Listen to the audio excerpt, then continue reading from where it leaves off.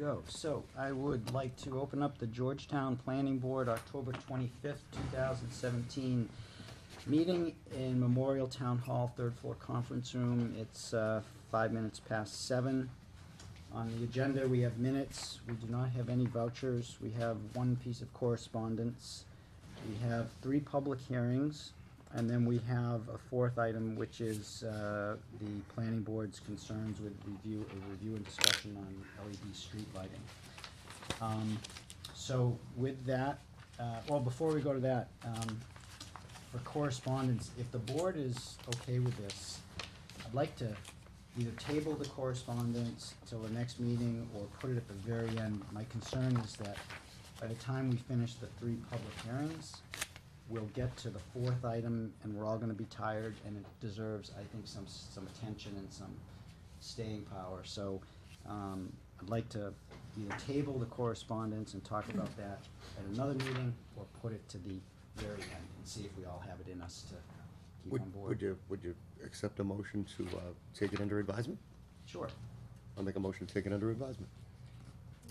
Second. Motion has been made and it's been seconded to take correspondence under advisement. Any discussion? No discussion, all in favor? Aye. Aye. Okay, so that addresses that for now. Minutes. Make a motion to approve the minutes for the October 11, 2017 meeting as written. Corrections.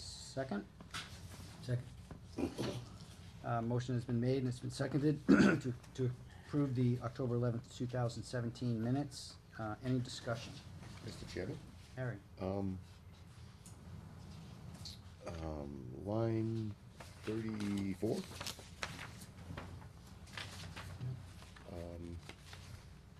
Well, maybe it's 35 and 36, I'm really not sure, because it's Bailey Lane OSRD, and then the motion is to open the public hearing for the zoning amendment regarding the temporary moratorium to recreational marijuana. Aha. I believe that's incorrect. I would think that is. And then as soon as you get Quite an past that OSRD. motion and the vote, then then we get into the Bailey Lane OSRD. So where does that pop up, or does that not pop up anywhere in discussions? Did we talk about that at all? No, that So was we a just cut and strike it? splice. Yeah. Okay, so we're just gonna strike that? Is everybody comfortable striking that? Okay. Well, We I- can't strike it, because we have to change it to say what we actually did, which was open the Bailey Lane OSRD, right? There you go. Well, yeah, but okay, yep, go ahead. Same thing, yep, I'm with you. Second on that? Second for that. Motion has been made and it's been seconded to revise the motion for public hearing Bailey Lane OSRD line item 35 to read, motion to open the public hearing for Bailey Lane OSRD. Any discussion? No discussion? All in favor? Aye. Aye. Okay. Any other? If I may, just, I believe the only other one, maybe line 73. And I believe what you said, Rob, was I would like to discuss these 2 questions brought up in our letter from town review engineer. Those are the questions that Larry Graham gave us. Excuse me.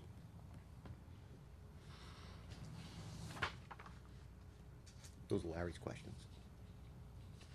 that follow in Yeah, I 75 think through that's- 79. I think that's correct, Harry. So it's just a town council, it should be town review engineer. We did have a letter from Well, town well, council though. I'm not, no, I think, is the board and town comfortable with the public, so, no, those were actually town council's questions. Yeah, I agree. Oh, is that town council? For the Yeah. applicant's legal They would- opinion, yeah. Oh, I thought those were Larry's questions. Those were Larry's questions of For him us. question, relative to some legal opinion that he was referencing. Yes. Oh, okay. That I didn't find. You and I talked about Yeah. that, right? Never found that legal opinion, unless it was dating back some And it is months. town council, and my mistake. Sorry. No, but it was on Larry's. It was Larry too. It was on Larry's. Letter, but we Aaron. need to refer it to council. Then it matters not. Yeah. It matters not then. And the only other thing I would find would be on the 4th page, just account for the vote for the motion to adjourn, which is, neither here nor there really.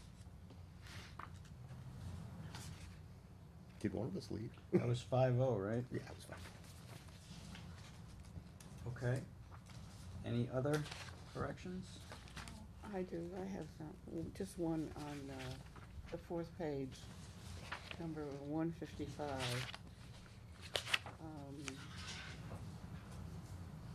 The applicant's attorney volunteered to communicate with our town council on the easement wording. They had it just for water, and he was going to see if how they felt about the access as well. That word was not in there, all it had was the water on that easement. So, can you, I'm not quite clear on how you think that should read? It should be that the easement wording can be reviewed by town council. The applicant attorney will communicate with our town council on the wording of the easement.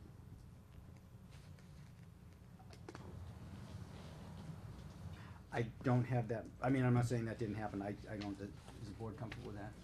I have no problems with it, I don't remember, but, so applicant will If there's some ambiguity, at a later date, people can go back to the absolutely, recording. Oh, So definitely. it's, you know, this is kind of an orientation as to Absolutely. what happened. That was only it, that was the So- only one. so to add to that, Tilly, you wanted that to say applicant will review with, Town council on the wording. will review.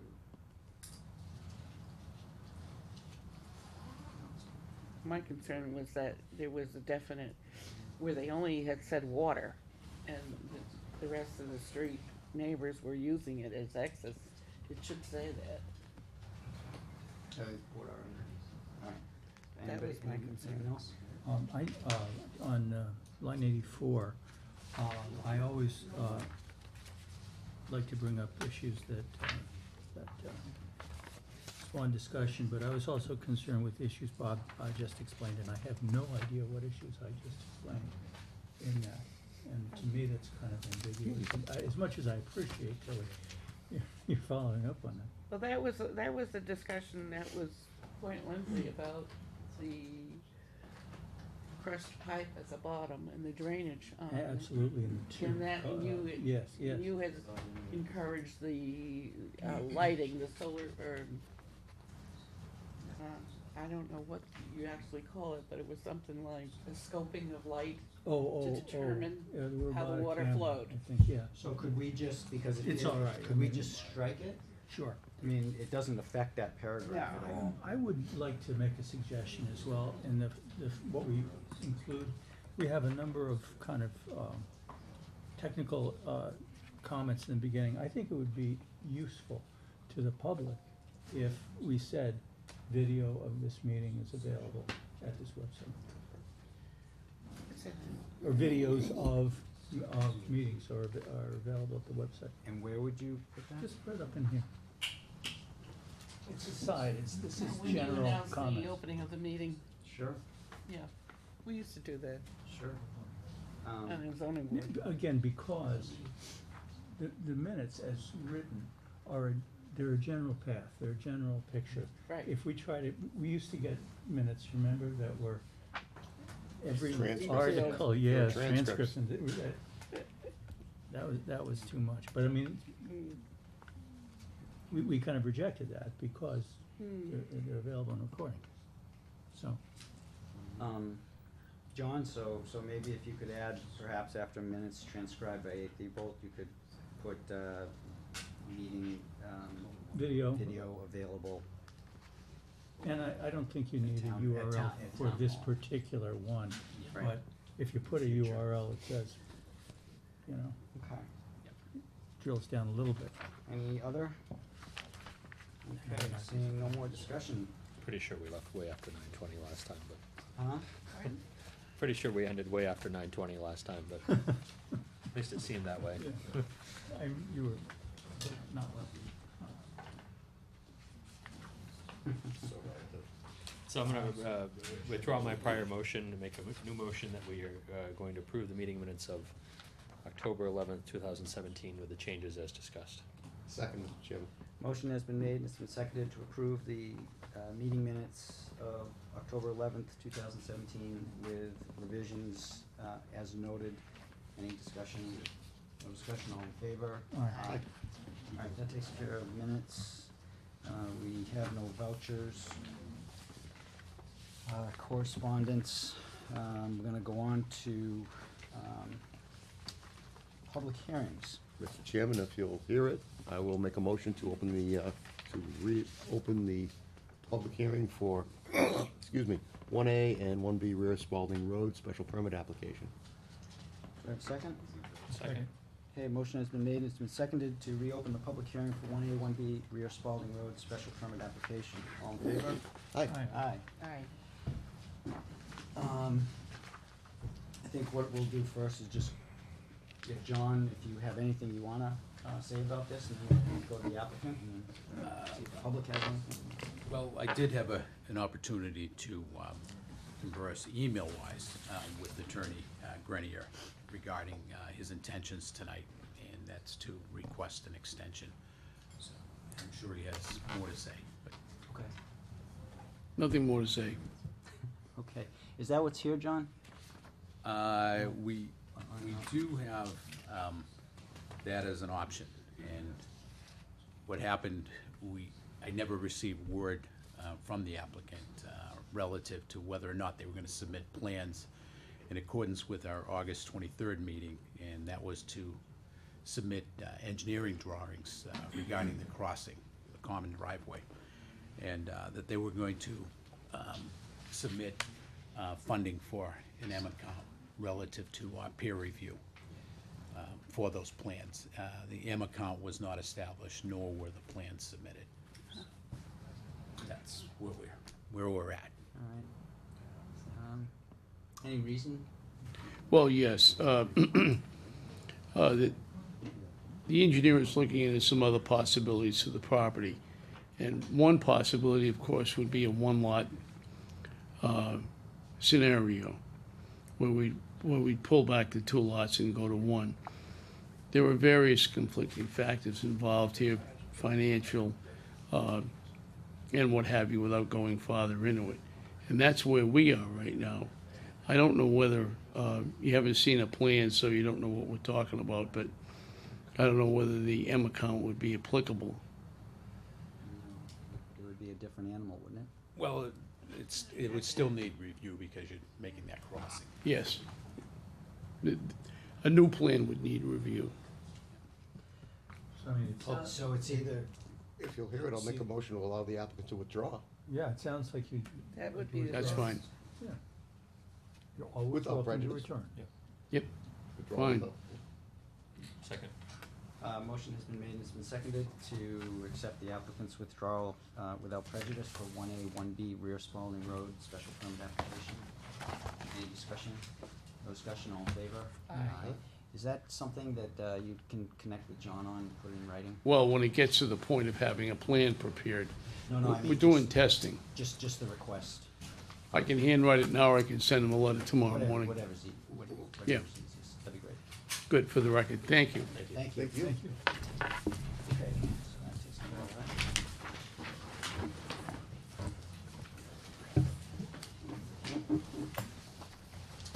So we're gonna move on to Georgetown Plaza site plan review.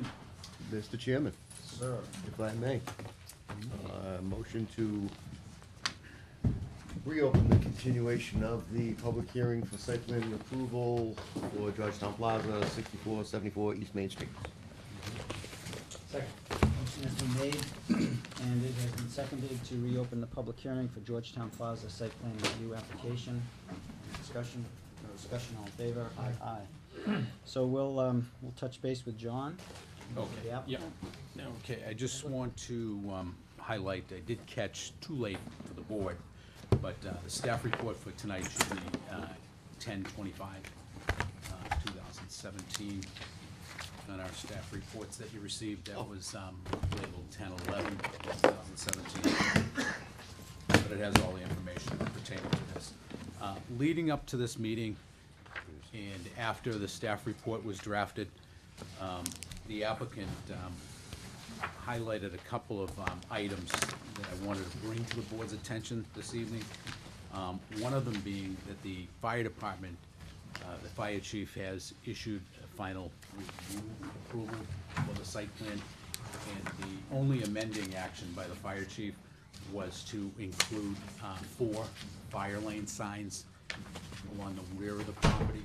And in a revised decision this evening, I cited that as one of the specific conditions. So if it gets to that point this evening, that part of it is included. But, one other item that you probably picked up on reading the staff report, you know, it's taken so long for the review of this project to make its way through the local permitting process that the applicant now needs to repair the roof. I guess there's some leakage going on, so they've hired an architect to design a new roof. It's a very extensive project, in excess of $300,000. But I asked the applicant to be prepared to address that particular issue. The re-roofing, and I don't want to speak for anybody, but was presented to Steve, Conservation Commission, and he didn't find a particular issue with it, and the water will be coming down in the locations that it's going to be coming down. And the engineer will talk about that a little bit more this evening, I'm sure. And other than that, I think they're ready to take the floor. Okay. Good evening, Mr. Chairman, other members of the board. For the record, John Smolak, attorney for the applicant, Mr. Realty Trust. With me is Chris Sparagus, Williams Sparagus, our project engineer, and George Delegas, who's our director of design and construction for the applicant, who's here to address any questions or of a technical concern with respect to the roofing piece, and other matters that the board may have. But as you may recall from our last meeting, Mr. Sparagus outlined and sort of summarized with reference to the plans, the changes that have been made since we were last before the board. And as a follow-up to that meeting, it was understood that we would follow up with a letter response to the last remaining outstanding matters that were raised. And so Mr. Sparagus has done that in his letter. And what we'd like to do is perhaps have Chris just run through that October 17th letter just to identify how the last remaining items were addressed with respect to the outstanding matters. Does that sound, Mr. Chairman, all right? Okay, good. For the record, Chris Sparagus from the Engineering and Survey Office of Williams and Sparagus, and I'm going to be referring to our layout plan as I go through the letter.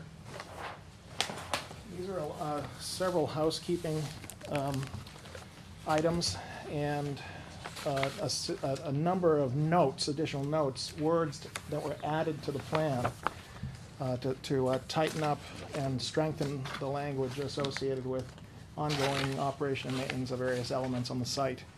And so we talked a little bit about this at the last meeting, but as you know, that we had evaluated the depth of the topsoil atop the leaching field, and it was rototilled and replanted. That's the area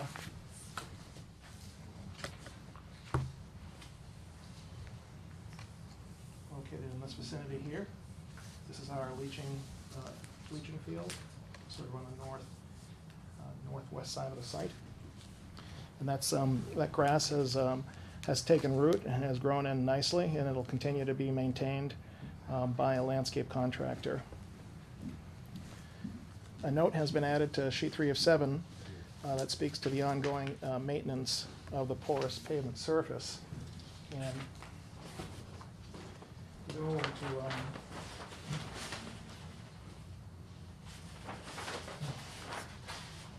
we have a new note number 9 that discusses the porous pavement will be maintained in accordance with the operation and maintenance plan, such that it will function as designed in perpetuity. And it refers to the operation and maintenance plan, which of course was part of our final revised stormwater report, which was reviewed and recommended by BSC Group that it was appropriate. You may recall during the public hearing process, Dominic Rinaldi from BSC Group identified some additional standards from specifically related to porous pavement that we cited in that operation and maintenance plan, and so that's in there, and we have language on the plan now. I We've, don't think we got a copy, Susie, This did we get a board's never copy of seen that that. plan? I beg your pardon? This board's never seen that operation and Yeah, maintenance. that's good. Yeah, so it was last revised back in, just grab that date here. Our stormwater report last revised January 16th of 2017. That contained the operation and maintenance plan for the project, including a porous pavement. That, of course, was submitted to the planning board, reviewed and approved by BSC Group. Cause we didn't see it. That was before John, Was it before John? I don't know. substantially before John. Yeah. But yes, I do, I remember that. Right. Because I know how important that issue was, I did bring an extra copy of it, of just that one section, knowing that it might come up. Good So, thing you Mr. Chairman, did. is it okay to just, in case someone wants to look at it while we're going through the letter? Does Georgetown Plaza currently have a maintenance? It's in one of the older files. So there's no existing, this is a new operation and maintenance plan for the stormwater management system. Well, so John was just saying that he's got a copy of the letter from BSC Group saying it meets everything and it's good. Okay, thank you. And this was put out by some It's all the some same. college, I don't recall which, it was, Right, I think it's out of UNH, I think they have a design center for stormwater, yeah. What they do at that location, if you remember Dominic talking about it, is they analyze and review new technologies and do bench studies and take a look at to see how some of these proprietary devices operate over the long term. This says no detail on it, John. this one does. That's No, it. This is just saying that who's looking out for Georgetown's interest is that BSC Group, and they're saying they've looked at that report and they agree that it's good report, legit thumbs up, they're giving, so they're saying we're okay. That's what BSC Group's doing. I'm reading it. So we added we took a look at some other locations that are operated by the ownership group of the property at other Dunkin' Donuts locations for dumpster details. And we came up with a heavy-duty detail and a heavy-duty dumpster, if you will. What we said in our letter was that a revised dumpster enclosure detail has been added to the plans, and that it provides for appropriate screening and structural support for the dumpster gates to minimize sagging over time.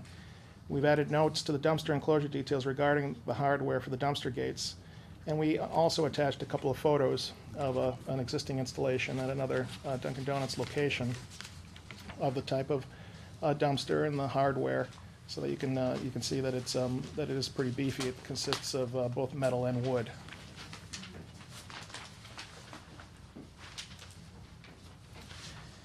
A note was added again to that list of notes on sheet 3 relative to the existing 3-foot-high picket fence.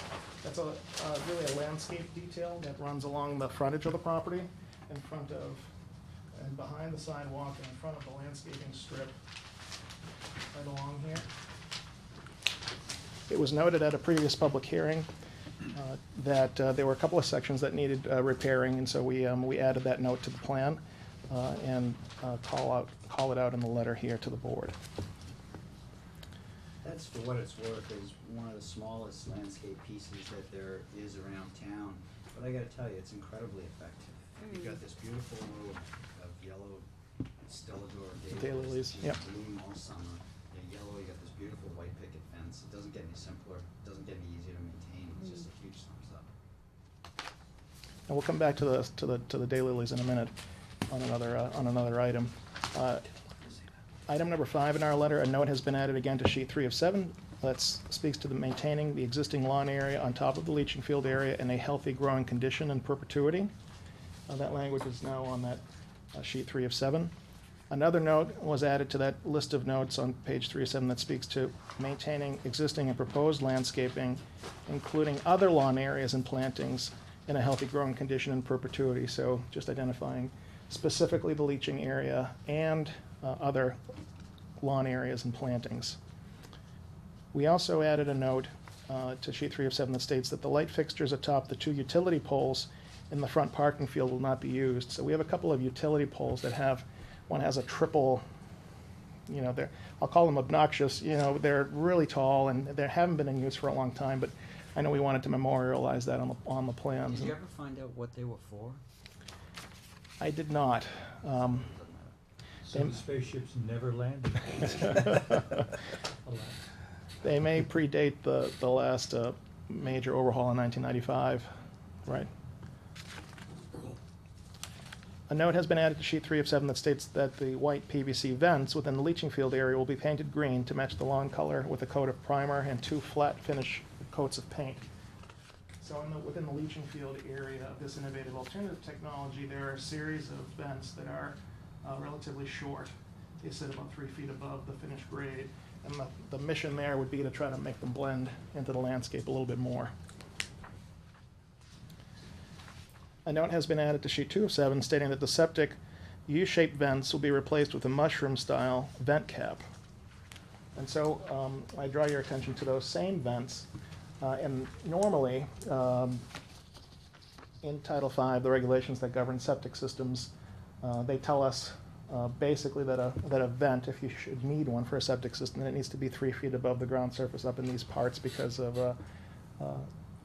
the effect of snow, and that you want to have on a septic system that requires a vent. You need that flow of air through the field. But they do make some fancy caps, and instead of having this simple candy cane effect that you see everywhere, they do sell. And in this case, it's the spec is for it's a metallic mushroom cap that has a green, it's painted green, and it fits right on top of the PVC, so a 4-inch sort of a mushroom cap, and hopefully that'll blend a little bit more into the landscape. Getting back to the Stella d'Oro daylilies, we've specified Stella d'Oro daylily plantings for the planting bed in front of the existing concrete retaining wall located in the northwest corner of the property along East Main Street. So similar to the plantings along the frontage here, along the sidewalk, we have an area in front of the retaining wall here that we'd like to, we're going to continue with those plantings in front of the retaining wall there along the sidewalk.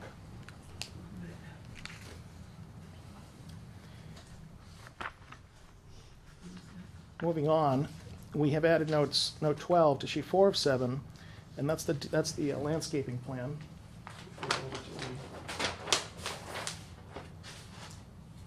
We've added note number 12, which reads that any dead, dying, or diseased honey locust trees will be replaced with new 3-inch caliper seedless matching species.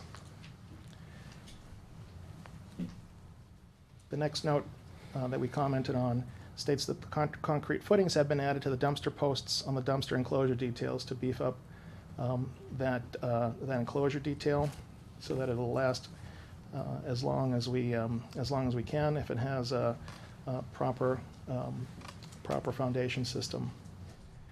Number 13 in our letter, all references to concrete curbing have been replaced with the word granite.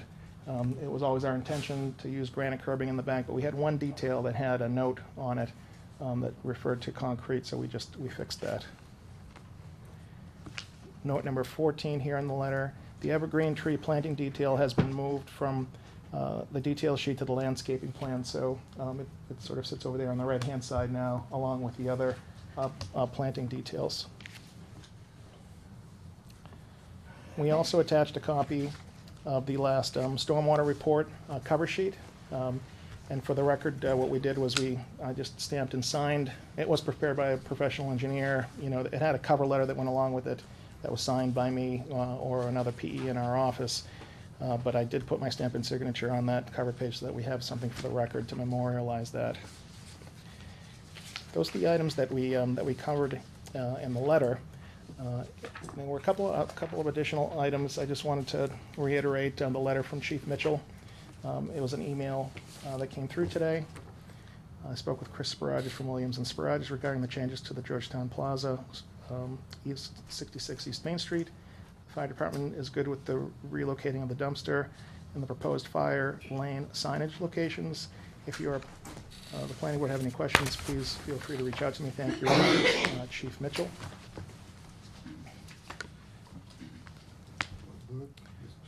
Where are those going, Chris? Sure, when, Copies too. okay. Yes, when I, let me hand these out so you can see them. I've highlighted them on this, The point is, we have a one-way circulation around the back of the building. It's an existing one-way circulation, and as you know, we're paving it now. And the fire chief and Deputy Chief Ricker just wanted to make sure that it's very clear that there is no parking allowed along the driveway. And we're doing that with a series of 4 signs that we've located. And the sign, they were specific about the language. No parking, fire lane, at 4 locations along the driveway. You can't read that on that plan? Fortunately, it's been highlighted for me. Right. Put your glasses on. I kind of figured. This is what it means to be old. Yeah. And I feel very bad I for you, Good. Bob. So at our last meeting, Mr. Chair, there was another safety-related item that was brought up by the members that we didn't address in the letter, because I wanted to talk a little bit about it, because we have an idea that we wanted to run by you, and that was, we know that we have one-way circulation and a counterclockwise sort of rotation around the building. And this is a tough spot here. As we're coming around this corner, the fear is, what happens if there's a pedestrian? Now that we're gonna have some additional parking, the chances of having a pedestrian are higher. What can we do to sort of inform folks to that idea that now there are more pedestrians than there were previously? So we went out to the site, we walked along the perimeter, and as we come around this area, as a vehicle would come around here, it's pretty open here. You've got a pretty good line of sight coming down along this side. So this is really where our focus was. On sheet 3 of 7, we have already are proposing a sign at a critical junction here. That is, let me go back one here, sorry. In our layout plan. We have a sign located, proposed right here that talks about the porous pavement area and snow storage. And we thought that might be a good spot for a placard on a sign that warned people of, pedestrian crossing, slow down, something to that effect. And we thought that would be a good location for a warning as cars came around the bend there at that critical point. We wanted to see what you thought about that, since we already were proposing a signpost there, that we could just add another placard to that post. What I'd like to do is let you go through everything, and Okay. then we'll come back. Can I make a comment? Sure. I'm George Delegas from the architect, also owner and representative. We do have an entrance in the rear of the building as well that cuts right through to the front, so one wouldn't have to go around. It's in use right now. Okay, we So talked a little bit about you that wouldn't at a have to go around the previous, building, previous right hearing. straight through. And that's a good point. There's a sort of a center corridor in the building that now, pedestrians will have access to that access point in the rear of the building. Jim, can I ask a quick question? Because maybe I'm sure I probably missed a hearing, but one of the meetings, but I was under the impression that originally everything in the rear of the building was parking for employees. Yes, that's what we're talking about. We're gonna. Oh, you said pedestrians. Well- so when they're walking in or out of In their their car, role but as in their a role walking as a person. pedestrian. Right. But there aren't gonna be any customers, so. No, we're gonna direct, the purpose was to direct employees of the plaza to park in the area to free up Sure. spaces for customers out front. And then they channel through that central walkway, which. Right. But you don't have any sign that says that, employees parking only. Well, we didn't, again, I think in previous hearings, we were gonna encourage our employees to park back there. We did have a little bit of a back and forth. I know it's been a while since we all last got together and talked about some of these things, but in my notes, and I only remember these things because I had gone through everything as I was preparing this letter last week, but we didn't wanna,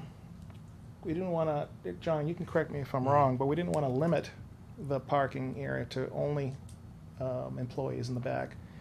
Because it's difficult to control that. But we wanted to encourage, as the owner of the plaza, to encourage and tell employees and people who lease space that their employees are to park in the back. But if there was a customer, if it was full for some reason in the front, and, we wouldn't mind a customer going and parking in the back. We didn't want to limit limit that ability. I don't know if you really can. I mean, that was consistent with what our thought was too, that we would absolutely encourage the employees to park to the rear of the site. And one question about, Yeah, thanks, Bob. So, on that issue, people have, when we come back to the board, we'll come back to you. Okay, Can I make another comment, sorry, Chris? Yeah. Dunkin' Donuts will require its employees, we actually, I'm a representative of the Dunkin' Donuts franchisee. This is not an option for them, they're required to park it in the rear. So, I don't know about Domino's, we can control other tenants, but we are requiring our employees, it's about half a dozen of them. We have about 20 spaces in the back, so 6 of those will be for our employees. So it's not an option for us. Sorry. okay. That was the last item, Mr. Chair, that I had written down here, either in the letter or in my notes. And at this point, we're happy to turn it over to you and the members for any questions you may have still. Is there anyone in the public that has any questions at this point? Not seeing any, bring it back to the board, and, Tilly, would you like to start? I'd like, I think a sign saying employees sign is better than nothing. I mean, you gotta have the customers realize that. Sure, there's gonna be some that park there. You can't, control it all the way, but I think something is better, a sign is better there to know them. And you're in control of your own employees, but you're not in control of the customers all the time. So Which is the policing issue. An employee sign, yeah, a parking sign only. Parking in rear for employees only. Right, that's a good one too. You put that there. chances are, you're not gonna have your security guards patrolling that area too intensely. So if a customer happens to park back there, Well, that's why we were trying to keep it open with the understanding that we'll certainly encourage employees to park there. And, because it is a policing issue, how do we police it in some ways? Is there an issue that you have that we should know about with putting a sign back there that says employee parking only? No, I don't think there's an issue. It's just that we're trying to make sure that we try to maintain as many parking spaces that are available for those who enter the premises as possible. And by, precluding it, I'm not sure there'd be a situation where you would have all the spaces in the front taken up. But, in that situation, we wanted to have the opportunity to have a customer not drive away, but have the ability to stop or park in the rear. I think geography is saying that that's employee parking only. I don't think that anyone is gonna look at that and say, boy, I really wanna go to Dunkin' Donuts, let me park, on the other side of the building. They're anticipating to use the full front. Now, so far, I haven't seen that filled up in the front. Right. But if they have any changes, with an expansion of a restaurant, yeah, they're gonna have some problem. But I don't think I think something is better than nothing. And if you just want employees, I don't see the harm. I don't, and I guess I would, on that issue, I don't see the harm in putting a sign back there. It's not enforceable. You can't, but at least for someone who might drive back there and sees a sign, they may actually honor it. maybe if you didn't say only, if you just said employee parking, Yeah. that indicates what the intent is. Employee And- parking in rear. Yeah, Employee parking in That rear. person is someone's employee, so I guess you're right. Possibly. No, but I think, the idea is to go and keep employees back there and to encourage that. Let them know, because they're gonna be newbies that aren't gonna know. Sure. To know about the sign for your entrance in the back. You're gonna say employee entrance, or? So, Tilly, did you have more to it? No, that was mainly, that was Okay. really, I think, everything else seems to be okay. Okay. Yeah. Yeah, actually, did wanna ask about, that entrance in the back. Is that something that you really wanna make strictly for employees? Is there gonna be security there? Are people gonna have to badge in, or, is it just gonna be Right. open? So it's nothing like that. In fact, one of the other items that I just thought of while we were sitting here, so we've been involved with the project with Mr. Scribanos, since 2010, 2011.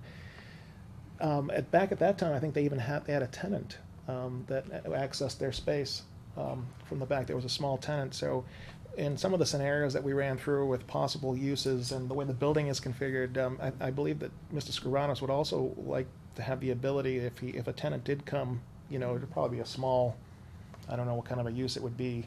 I think the last gentleman, I think they made, the chemical reagents that are like the non-toxic ones, I don't know, that are mixed with, there are some reagents that are, I forget exactly what they did, but it was sort of like a, For medical? no, it was, I forget exactly what, no, it wasn't anything like that, but it was, there was probably one or two employees, and they didn't have customers because their business was sort of business to business. But they had talked about, what if somebody wanted to come forward, and for that reason, we didn't want to limit it in the back, and just want to encourage. Go back to the ZBA. Well, For that, no, not for that, no. I mean, our uses are already, we already obtained the use variances for our facility, entire facility. I know you don't, the intention is not to have customers coming through here. But do you wanna restrict, do you wanna say employees only coming in that way for security issues, so that people aren't just wandering in? sure. We've never, that's never been the suggestion. I know the whole purpose of this exercise of filing for the site plan review was to increase the number of parking spaces on this property to allow us to have the ability to entertain various types of uses. And we were short when we did various combinations of medical and things like that. We kept coming up short on so many combinations, and this gives our client more flexibility. But we wanted to emphasize to the board that, that our emphasis will be to, the employees have to park somewhere, so if they're gonna park somewhere, we wanna tell them, let's focus on the back and just keep the front free. But if a customer did wanna, go back there, we wouldn't wanna prohibit them from doing so. Yeah, and the other piece is that, currently, based on our current review of the calculations of parking, and based on what the occupancy is today, we only have about 3 to 5 spaces, and we have about 40% of the building still unoccupied. So that's why we needed the additional parking, and so that was the rationale for increasing the parking to the rear as well. Right now, I would say what I have seen driving by different hours, it's not filled up at all. It's not even No. close. No, It's that's- used in the If you front. have, it's good news, it's Dunkin' Offsetting- Donuts is in the offsetting. morning and then. Yeah. It makes you wonder if we should look at our parking regulations, because it just doesn't seem like, we made it. Wiring too much? Yeah, I think so, because I've never seen that even half full. If we had a decent-sized restaurant coming in, then maybe that would change. That would be the rationale for additional parking as well, but How is the, what I've seen advertised at different times is Domino is gonna do, email that you can order through the computer and go around and pick up your order. Is this your plan? Is that why you don't want the sign? no. I mean, a lot of different pizza places So, have what I'd the like to do order is- that way. is stay Yeah. right Just now with asking. Bob in this Yep. discussion, sign and Okay. where this is- Yeah, I think your response is really very good, and I'm very happy with it. I don't even know if it's germane to the planning board, but that back entrance, I just feel a little funky about it. I know it's there now, but it's a security issue, and, but I think it's good, a sign that said employee entrance would be kind of user-friendly to the employees. That's my entrance. So what I'm hearing as we're just going through the planning board members on this issue is there seems to be a little bit of a question about signing back there or not for employee-only parking. And there seems to be some question about getting around the corner and how we're gonna deal with that. Is that Can I right? just- Right now? Yeah, I'm okay. Getting around, I didn't understand that. That pinch point where there's a blind corner, write our proposal to put a Oh, sign on that, pedestrians on coming that back out. proposed post. I would think that that would be where the sign for employee parking only would also be. You I can would only, think. yeah, you can only have so many signs, Yeah. and at some point the Don't work. signage, mutes itself out, but, Blank out everything, Can only- you see yeah. too many, yeah, I understand. It's common, it's really common in Did you have- businesses to have I it, have a sign out here that said employee parking in an area, you know, so they're not all. maybe not in that area, but close to the, where someone could see So it. if I just can't, I feel like we're talking at cross purposes Oh, with I'm each other. sorry. The board is seeming to suggest that they want this employee parking only, and the applicant is seeming to say that they're not willing to do that. Is that, do I have that correct? We'd like not to limit it. Yeah, and I guess for me, but you two haven't spoken on this issue, that's what I was trying to get to. Yeah. That if you guys, chime in now on that, but I hear what they're saying, and I wouldn't wanna take away that potential for future, use. But I am concerned, and I remain concerned about that blind corner, and that is my primary concern. So I don't have strong feelings about the back being signed one way or the other. That's just me. It's that corner piece that I'm concerned about. And you guys? From my perspective, I remember being back there many, many times. I was on Concom years ago. I always go back there and look every now and then. I check it out. It's, that's no place for what I call pedestrians. Employees, yes, they're covered by compensation. But pedestrians, no, they shouldn't be back there. Customers should not be back there, in my opinion. That's just my So opinion. I you're believe leaning- that's- you're leaning- you lean They should towards- not be from that sign, where we're talking about the sign, all the way around, like, they Okay. should just not be back there, Okay. in my opinion. On the west side as well? All the way On the around, left? they should focus only in the front, only go through the front doors. Oh, you think The about that, facade. Matt? Well, you got parking over here as well, See, I don't care who it is, Employees. I'm worried about this, just in general, right? Employees, non-employees, just as far as particularly that corner, and then the back spaces I'm not so worried about, but these 3 or 4 spaces here are the ones that I'm most concerned about. What about one of those mirrors? Have you given any thought to that? We did, we talked about that. There is a spot for that. There's an existing utility pole. There are a couple of them actually that are strategically located that would receive that kind of a mirror. That's also a possibility. That would make me feel a lot more comfortable. I don't know about anybody else, but so that you could see if anyone was coming around there, because I mean, particularly in the winter, people are lazy, myself included, and, you're gonna wanna try to stay as close to that as possible and not, go off into the road too much but if there's snowbanks and things like that, which there will be, you're gonna end up walking in the road there, and, so to have drivers be able to see those people coming around, I think would be, employee, non-employee, it makes no difference to me. It's more of, cars being able to see those people walking in. I share Matt, I'm with Matt in terms of what happens back there, and it's that corner piece that I'm most concerned about. And hearing Harry is more about just no, staff, no public back there, and Bob, I'm trying to summarize what you're saying, Well, I wouldn't wanna be restricted. I would prefer to see employee parking, period, rather than restricting it. That area, it's really the area next to the building. That's the question. that's the risky part. And there are doors there. But the thing is, if you're away from the building, you can be seen from way down here. I'm not as concerned, I think it's just a difference of opinion. Adding a mirror would not be a problem to the telephone pole Yep. I back think there. that's prudent. I think that can't hurt, that would help.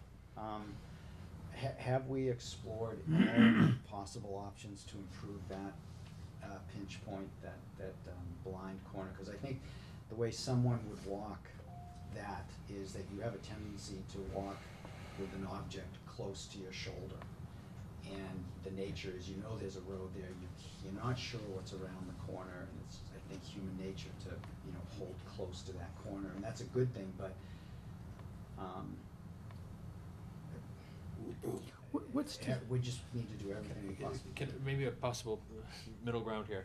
What if we said that these spots and these spots would be employee only, these spots back here, we could not put that designation on?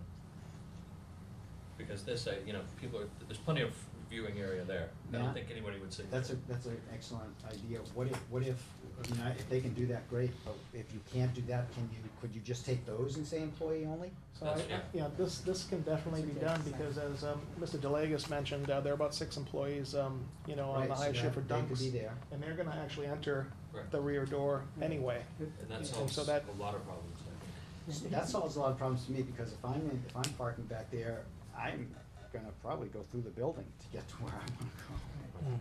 Right. Yeah, and actually, adding signage isn't an issue. The main thing about the rear entrance, I wouldn't wanna see people, walking around the building. There are no entrances on the sides. There's only one entrance in the rear, but nothing on the sides. They have to walk all the way around to the front. I think that's dangerous. Ice, snow, someone driving around the corner. So I would think that the rear entrance is really much safer, not only for employees, for anyone who may park there. I mean, it looks Matt, like there are Matt, 3 I think- doors. I think that's a great idea, and that, you know, still adding the mirror, can't hurt, Mhm. but just taking Make those four spaces. spots and make those. And I would add the word only on Yeah. those. That's, George, I don't think that's, that'd be, okay. You should be a planner,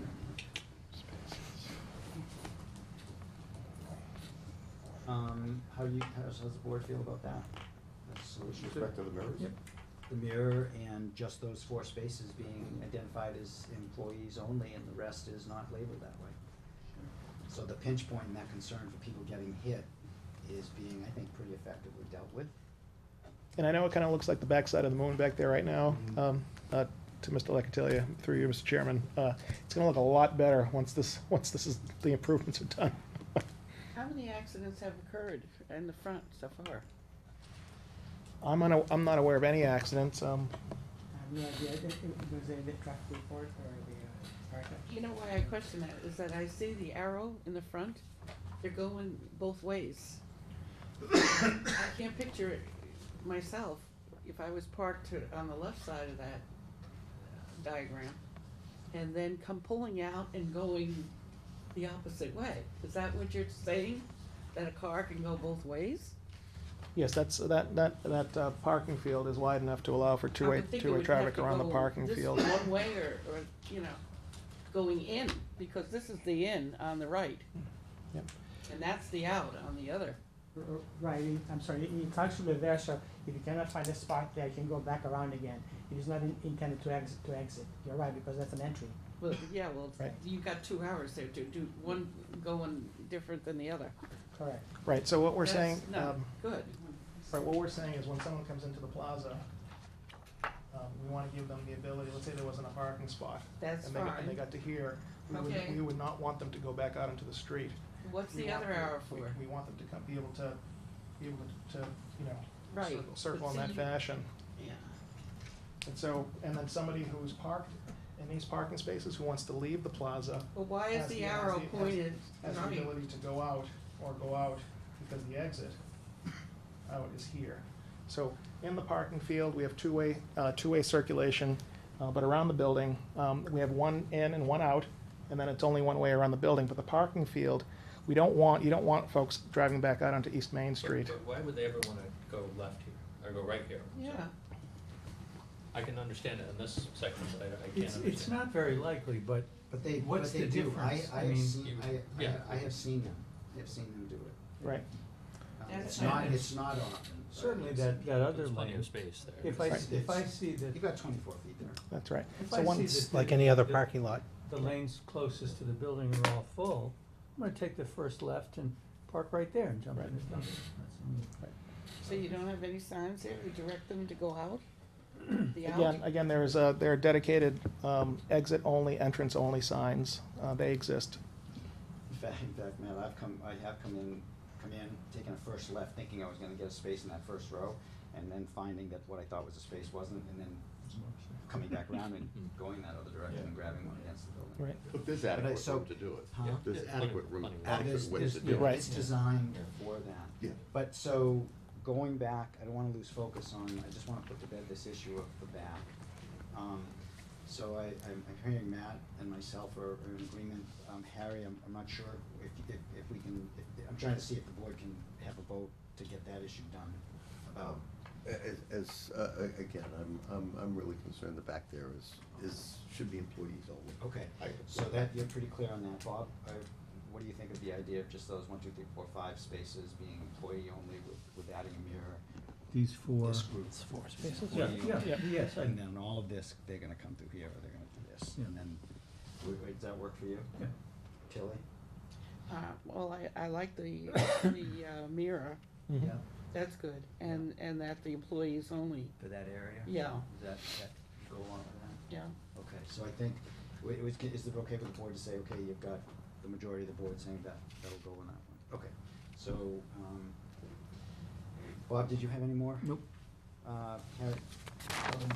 Just with respect to that, how many employees does Domino's usually have? Does anyone know? So that's a good question. Yeah, Five. You have a secret, I would guess. 3 to 5. Probably just as many as Dunkin' Donuts, and pretty much. one of the things to keep in mind is max shift at Dunks is 6, and that's usually, during those morning hours. I don't think Domino's opens until, what, is it 10, So, yeah, 10, 11, I think. 10 or 11 o'clock, so You're not planning on breakfast? they're not competing with one another, which is Sandwiches? nice. Everybody I thought we were seems to. Breakfast pizza sounds good to me.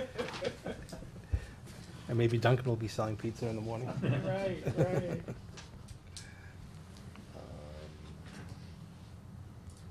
With respect to something that I saw on the plan, as far as snow storage, I believe it was on maybe the 3rd sheet or something to that effect.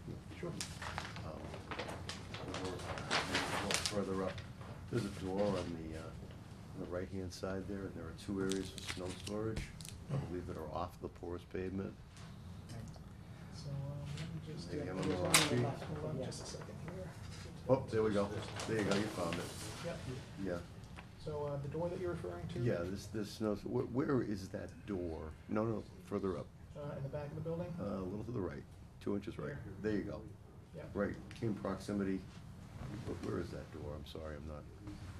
Yeah, so at one time, George, could I ask you to come over here real Sorry. quick? I know that in the back, there was an existing door at this location. Oops, sorry. Um, No, this is a storage, sort of a storage, I'm not sure how it was used, looks like a bunker. And it's the electrical room for the building. So there's no entry into the building from there. Okay, it's just an Yeah, so emergency entrance? It's not even emergency, I'm not sure how they use it. It's actually one step down also. This little box, which is lower in height anyway, is actually one step down from the main level. So I'm not quite sure how they use it, probably for storage. No Does access- it, no does it, access does it from the go inside. anywhere, or is it just, Yeah, it's going just the other way. it's just an enclosed room? Right, Okay. right. My concern is that the snow storage, if you store your snow there, you won't be able to use the door. And, Yeah, that's not occupied, so to speak, but obviously we need, someone we need to get in, to get access to whatever might be stored there from the outside. So if snow gets piled there and whatever the use is, whoever needs to get in there is gonna have to shovel it. Yeah, you can do from here, obviously we own the building, we need to keep this open, but, And if it was snow a would public get in here, entrance, that would be a and the different. door is right here. Yeah. And the snow storage was also reviewed by the commission as well, right? That's The right. Conservation Commission as part of the order of conditions that was issued. It just didn't look like there was enough to me, but that was a back of a napkin type of thing, so I'm Okay. sure the commission has gone over that in detail. Just a concern as far as when a decision's made. One of the conditions I'd like to see is that make sure that all phases of the porous pavement installation and subsurface preparation is inspected by our inspection engineer, of course. And whenever the pouring of the pavement is laid down. I'd like to see that. And, again, the operation and maintenance plan, my apologies, it was given out, I just read it tonight. It looks like you'll be vacuuming twice a year, if I'm not mistaken, Right. according to what I read. How do we follow up on that? I mean, one of the things I just read, it's a lot less expensive to maintain than it is to fix it if, once it fails, but how do we follow up with that? Is there any way to do that, or is Unless that you're, just the perennial dilemma? I think the onus is on the group to avoid the cost of having to repair it. And just know that Harry will be out there with his bottle of water. Well, that's in the OEM plan, actually, that's one of the things, to test Yeah, it. Harry is, And, Harry's yeah. gonna be out there. Good citizens, accidentally getting a little shaky with a water bottle. Well, the second one is really, if you wanted me to read it to you, that to me is a puzzle. During winter months, sanding is prohibited, and the use of salt must be minimized. I was referred, there's a chart, 3 pages in. Right, but I And mean, was looking that's, at that chart and what, that seems pretty odd. How are you gonna handle that What do you mean? on this porous pavement? How are they gonna do that? I very much doubt you're allowed to use salt You're in not. that area. Right. Minimum, it says. Right. Oh, I'm sure the Right, right. Conservation Commission has, That was reviewed in detail by a wetland scientist from BSC Group, Jillian Davies as well, so. I'm sure that's prohibited in the conditions, right? It has to be, it cannot be sodium chloride, if I remember correctly. It has to be another salt, if I remember correctly. But, another way to think about this, and I know it's an ongoing maintenance thing, there's a lot of emphasis on infiltration these days, and a lot of the stormwater management systems that you folks see come through are underground, underground stormwater chambers.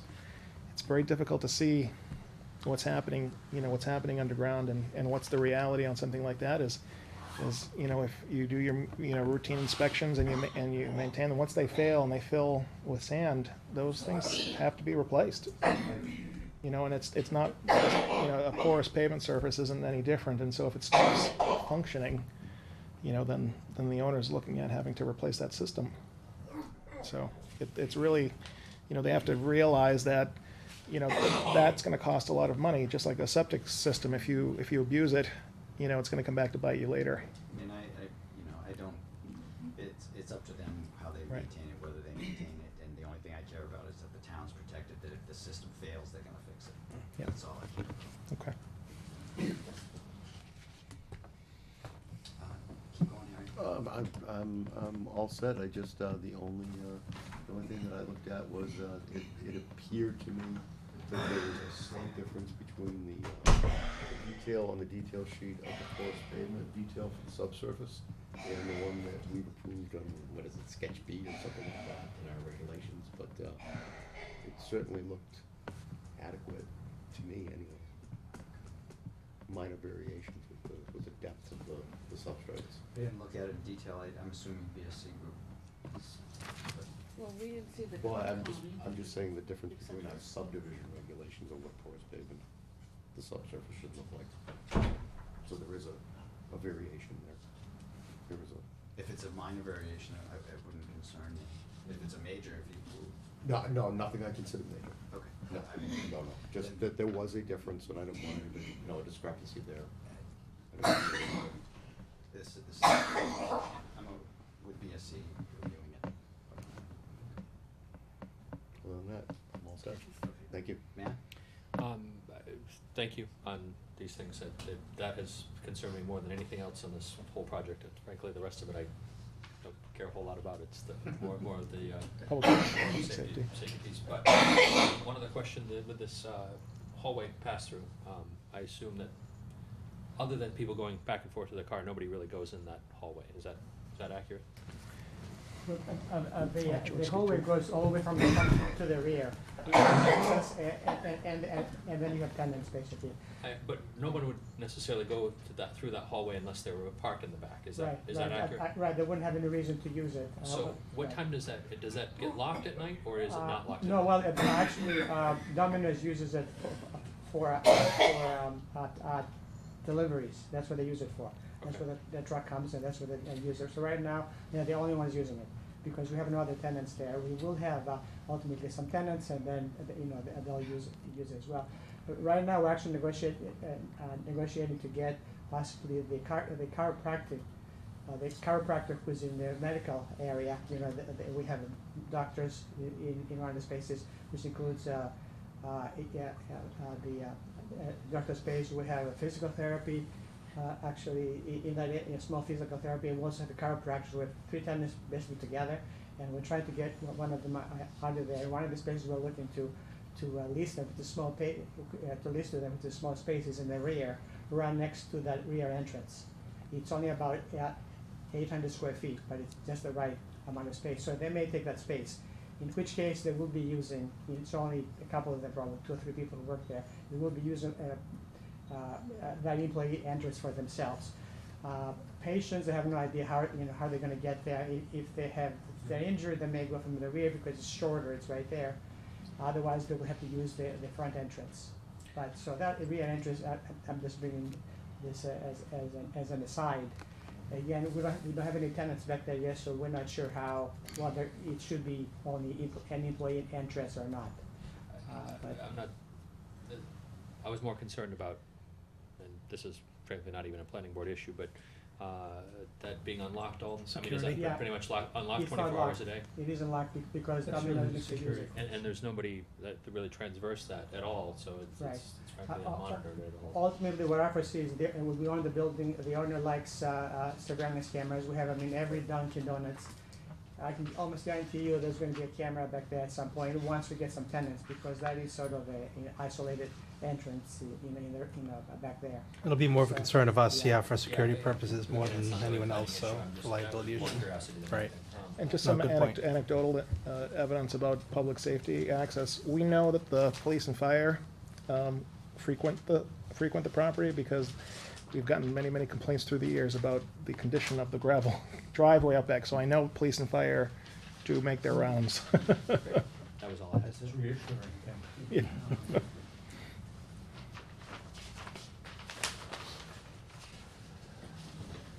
On your notes, all of your notes that are on sheet 3 of 7, you may already have it in there in terms of items, the landscape elements that are being taken care of, the fencing and whatnot. Is the dumpster fencing in there also? So we have a dumpster detail, if you go to the Yep, detail no, sheet. yeah, got that. What I'd like to do is, even if it's on that detail, is included on that one note that says, all of these elements are gonna be taken care of, Okay. for as long as this project goes on, and make sure the dumpster fencing. Sure, we Because can it's do in the that. front door, it's in everybody's best interest that that thing's always looking as good as Yep. can be. We did add that note that you were looking for right on the detail, but I can add it to that other sheet Would too. you please? Absolutely. Thank you. Yep. This is a detail, but on your 14 note about the painted green to match the lawn color, you probably wanna call it out as a flat, dark green. And you wanna be specific with those words, because if you leave it up to matching the lawn color, there are all sorts of greens. You might get a lime green, you might get, what you want is dark green fades away into the landscape, almost better than black, believe it or not. Okay, so dark green. Flat, dark green. Okay. On the footnote number That's 14. number 14. On sheet 3 of 7, yep. Yep.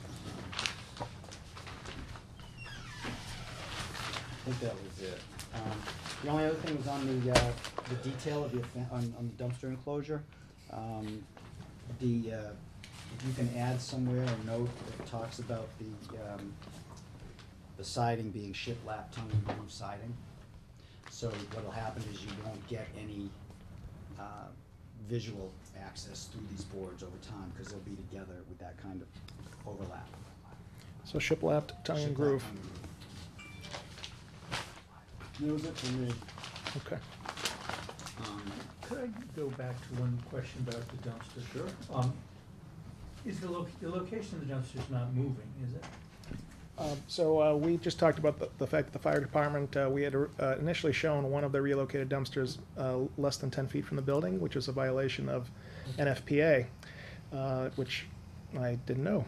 And so we learn something every day, right? We've been doing this a long time. And they brought it to our attention. I went back to the office and double checked it, and sure enough, it's in there. And so that's why we moved the dumpster slightly. Cool. Dumpsters out there, 3 of them? Altogether, we have 3 locations. Yeah. So I don't hear many items that are outstanding, and I don't know if the board is open to one of the draft motions that, Juan had drafted in terms of, approval with conditions. I would certainly go in that direction, John. You know, in regard to the decision itself, in talking with Harry, brought up an important point. The draft that you have, and it would be on page 5, item number 5. It states, having to do with the occupancy permit, Oh, so it's right in the middle. in the decision, oh, you're in. Yeah. It's in, this, yeah, it's at the very end of this.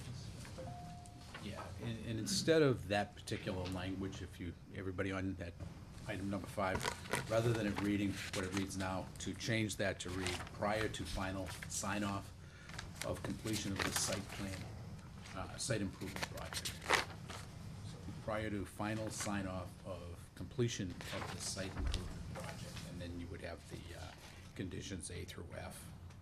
And those would remain the same. And then the only other thing, on page 6, item 7D, taking into consideration the fire department's final approval, the applicant shall install fire lane signs within the rear of the site as directed by the fire department. So that would be new item, small d. Well, in addition to the Mirror. mirror and. Signage. Yeah, yeah, so I didn't add that language yet, but with the final draft, that page can be Yep, amended. so it'd just be D, E, and F, I think. Yep. Yep.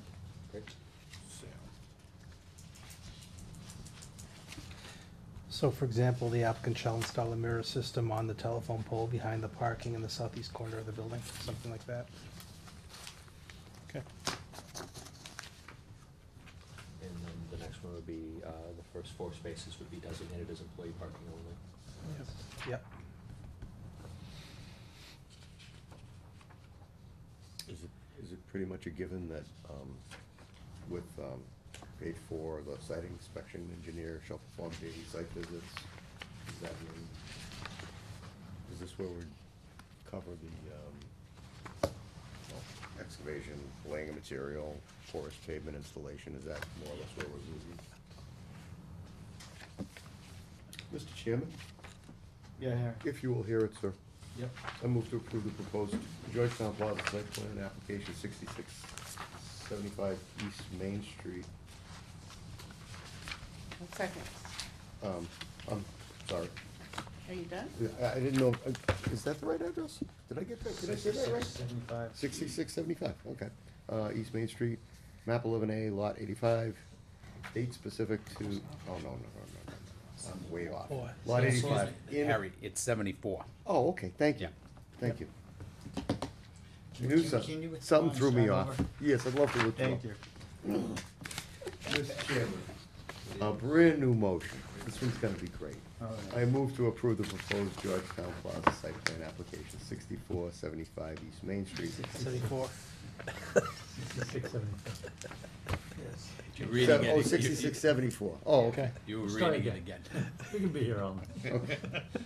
I move to approve the proposed Georgetown Plaza site application, East Main Street, map 11A, lot 85, in accordance with the attached certificate of vote and site plan approval with conditions dated October 25th, 2017, as revised this evening and endorsed by the planning board on this date. Secondo. Thank you.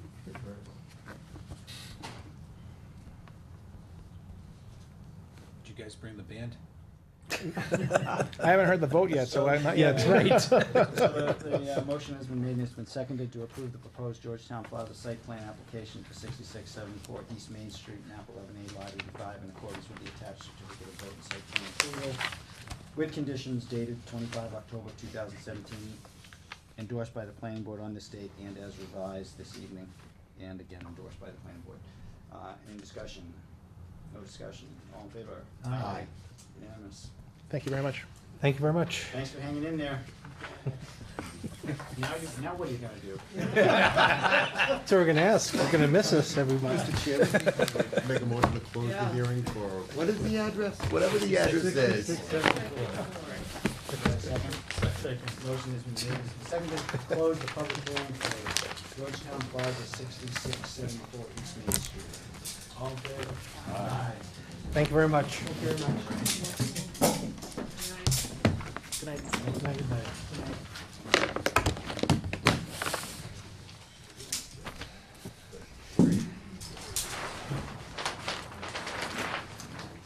Thank you. So we're going to 64, move 64. to, Wow. 198 East Main Street.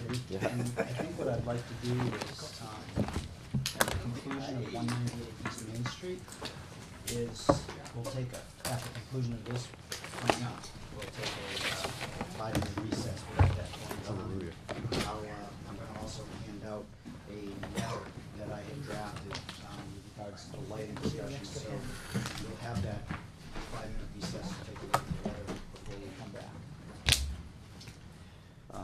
So, with that, looking forward. Mr. Chairman, if I may, I'd like to reopen the public hearing of 198 East Main Street. This is a special permit application for a common driveway, I believe? OSRD. Oh, it's An not, OSRD that sorry. It's all right. does have a common driveway. Common component. OSRD special permit definitive subdivision. My apologies. You got it. Do I have a second? Second? Motion has been made and it's been seconded to reopen the public hearing for 198 East Main Street, OSRD special permit definitive subdivision. No discussion, all in favor? Aye. Unanimous. So, we'll touch base with John and then we'll go to the applicant and if anyone in the public is gonna hear, and then we'll bring it back to the board. Okay. In preparation for this evening and getting everything ready, there is a little bit of amending action having to do with the draft decision that everybody received in their staff report. And I'd like to point out, in particular, page 5, everybody has that decision. Let's see.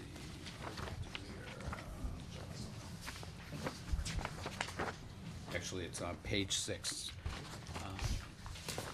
Item number 7, other special conditions. And since this does have a common driveway component, I wanted to include, and I'll read the language here that I added. There's 2 items that I added. The new item C, the perpetual maintenance, repair, and snow plowing. I'm sorry, John, could you, where is, That's on page 6? page 6 of the decision Yeah. itself. And which, Number 7. number 7? Other special conditions. Okay, yeah. And this is the only change from what was originally drafted. That would be small c, perpetual maintenance, repair, and snow plowing of the common driveway shown on the plan shall be the responsibility of the private parties of interest and in accordance with the provisions of Article 7, Open Space Residential Subdivision, OSRD. And then, small d, this approval is subject to the granted waivers as cited on sheet 1 of 5 of the plan. I didn't get a chance to include the language in each waiver, I just ran out of time for this evening's meeting, catching up with everything, but, if the board wanted this decision, amended to include the language of those waivers, I'll be able to do that, no problem. Okay? So that would be D? Yes, yep. Yep. And I have that included in the draft that I have here. And that's it. The waivers are on the plan. They're on the plan already. Yeah. Yeah, so. Just say as So listed the on plan, decision, I mean. the decision properly cites them and, you know, the location within the plan set. Yeah.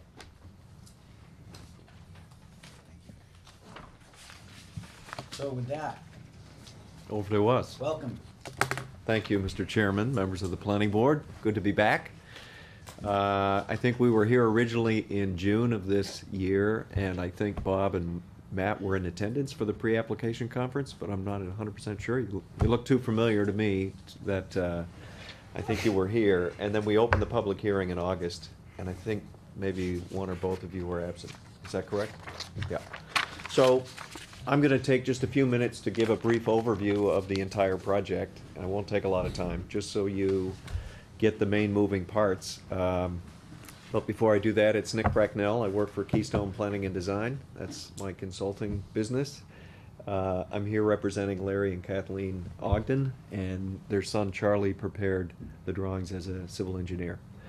What we're looking to do here is get approval, hopefully tonight, on a special permit application for an OSRD, an open space residential design subdivision.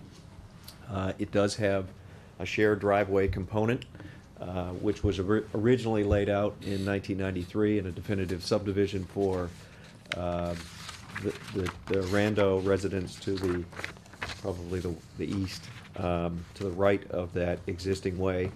The Ogden property, as it stands today, is about 4.6 acres here. Got a single-family house on it. There's no nonconformities associated with this property. There was approximately a third of an acre that was purchased, I think in 2000 something. Yes. From the abutter, and this is actually the location where the Ogdens would like to build the house you see here, a single-story residence where they can age in place and stay on the property. So Larry and Kathleen plan on moving across onto Lot D, this third of an acre. This is the shared driveway. It's shared with the Rando house here at 200. This is 198 East Main Street. And the existing way is about 360 feet of frontage for the Ogden lot. It's in the RB district. It's a 2-acre district, or 80,000 square feet. I think the frontage is probably close. It's 1 acre. Oh, 1 acre. 1 acre, sorry. Is that RA? RA district? RB. No, RB? RB? Yeah. RB. RB is the, Oh, sorry. the RB Stand- district. Stand corrected. Thank you, Larry. So what we did in both the June and August meeting was go through from the existing conditions. I can find the plans. Can you work for those? Yeah. The 4-step design process that's required for the OSRD. And the first step was identifying the primary resource areas, of which there are 2 on the property. We've got wetlands and floodplain is the second. They're delineated on the existing conditions plan, which is noted as sheet 3 of 5 in your set. And there are some wooded areas outside the primary resource areas, and they would be designated as secondary. We've got a potentially developable area which does not include the wetlands or the floodplain. I believe Larry also submitted documentation from the folks at FEMA for a map amendment to show this line as correct, and that was submitted back in the original package. So we believe this reflects truth for both the wetlands and the floodplain. The 4-step process is to do the resource identification and find the area where the houses should be placed and the infrastructure, locate the homes, locate the roads, and do the lot lines last, which is how we did this. The yield plan, do you have the yield plan there? This is the yield plan. Well, I pulled up essentially, the sorry, wrong one. this is the yield plan, also showing the primary resources. This could be approved without an OSRD as either a court or special permit for a court, or a shared driveway, common access driveway special permit. So it would require a special permit to do this, but there would be a requirement, being in the RB district, to have more frontage, more infrastructure. The road would be either need more waivers because it doesn't conform as both presented and as proposed to the subdivision rules and regulations for the quarter lane. So there would be a more intensive use of the property, and there would be no permanent protected open space either. So that's what we discussed back in June, and it was felt from the board as well as us that the OSRD made sense.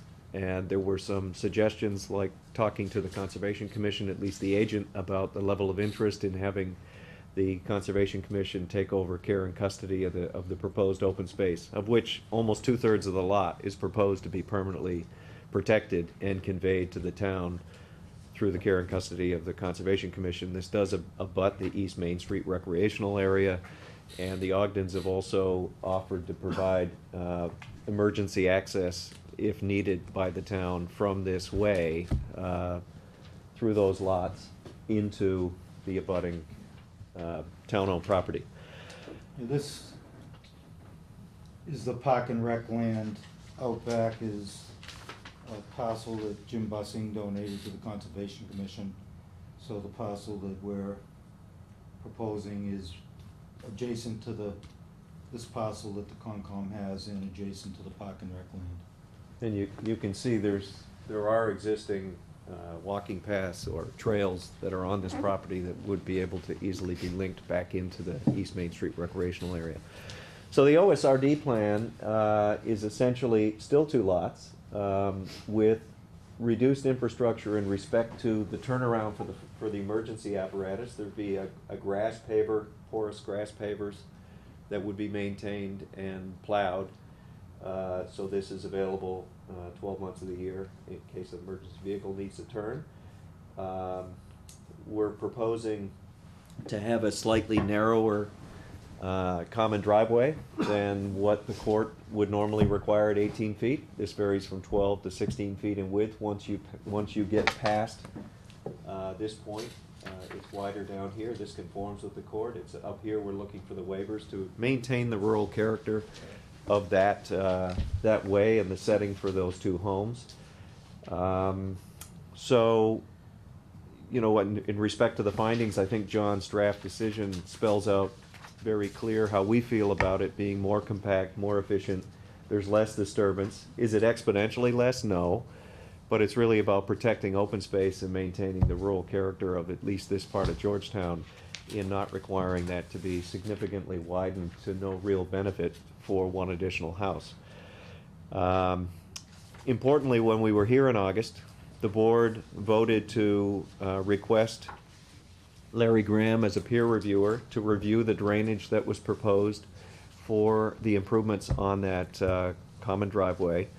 And Larry reviewed it, and I believe Larry's report you have, it's either in John's packet or in I think it was in there Yeah, as an it's, exhibit. Yeah, exhibit B1. And there were 5 main recommendations that Larry had made, which we have modified on the plans, given back to Larry, and Larry has signed off on those 5. But just to hit them quickly, he wanted to see spot grades on East Main Street added to the sheets. He wanted the driveway to be shifted south to reduce the cut in the banking at the northerly side. We did that. The infiltration system that we were putting along the lower section of the common driveway, he wanted it extended beyond the high point, and the high point of the crest of the common access driveway, and it has been. And the infiltration trench and the size of stone has been revised as he recommended. And lastly, he wanted the cross slope of the driveway increased from 2% to 3%, and that as requested by Peter Durkee. So Peter Durkee's also reviewed this, agreed with Larry, or provided that increased cross slope, which we now have reflected on the plans. And I believe there's a detail sheet that was added to the set that shows also the bottom of that driveway, right? It's this one. Yeah, just curious. What exactly is that showing? Well, that's, yeah, we can get into that when we're Okay, talking about that's the radius Yeah. to the, Yeah, curious, what was Peter's reasoning from 2% to 3%? I actually do not know the answer to that. I've only read the email that John had. Do either of you know? No, I had talked to Peter, and when I showed him the plans, he said, can you increase that a little? I think it's more to make sure it flows in that direction, because the whole idea of the driveway is that, on the way to East Main Street anyway, is that it pitches this way, laterally to the driveway to get the water into that swale. So making it 3% instead of 2, it's a little steeper. Yep. So, I'm just curious. Keeps more water off of East Main Street. yeah, actually, the drainage calculations show a reduction of up to over 50% of the water that goes onto East Main Street for a 100-foot storm, 100-year storm. And it's about 70-something% reduction for a 10-year storm. So it's, before there was nothing there, it just flowed out in the street, and that, the driveway was put in a little too flat. It should have been pitched in the first place. All right, so just back to the OSRD, the lots and the location of the structures on the two lots fully conform to the OSRD requirements in terms of the dimensional regulations. We are looking for, I think, 4 waivers to the subdivision rules and regulations, as this is both a special permit and a definitive approval. And we've covered these in each of the meetings, but I think as we approach the finish line, it's worth highlighting them one more time. You want to hand it out? It's hard to read on the You may small have a set. set of drawings I gave John a week ago. These?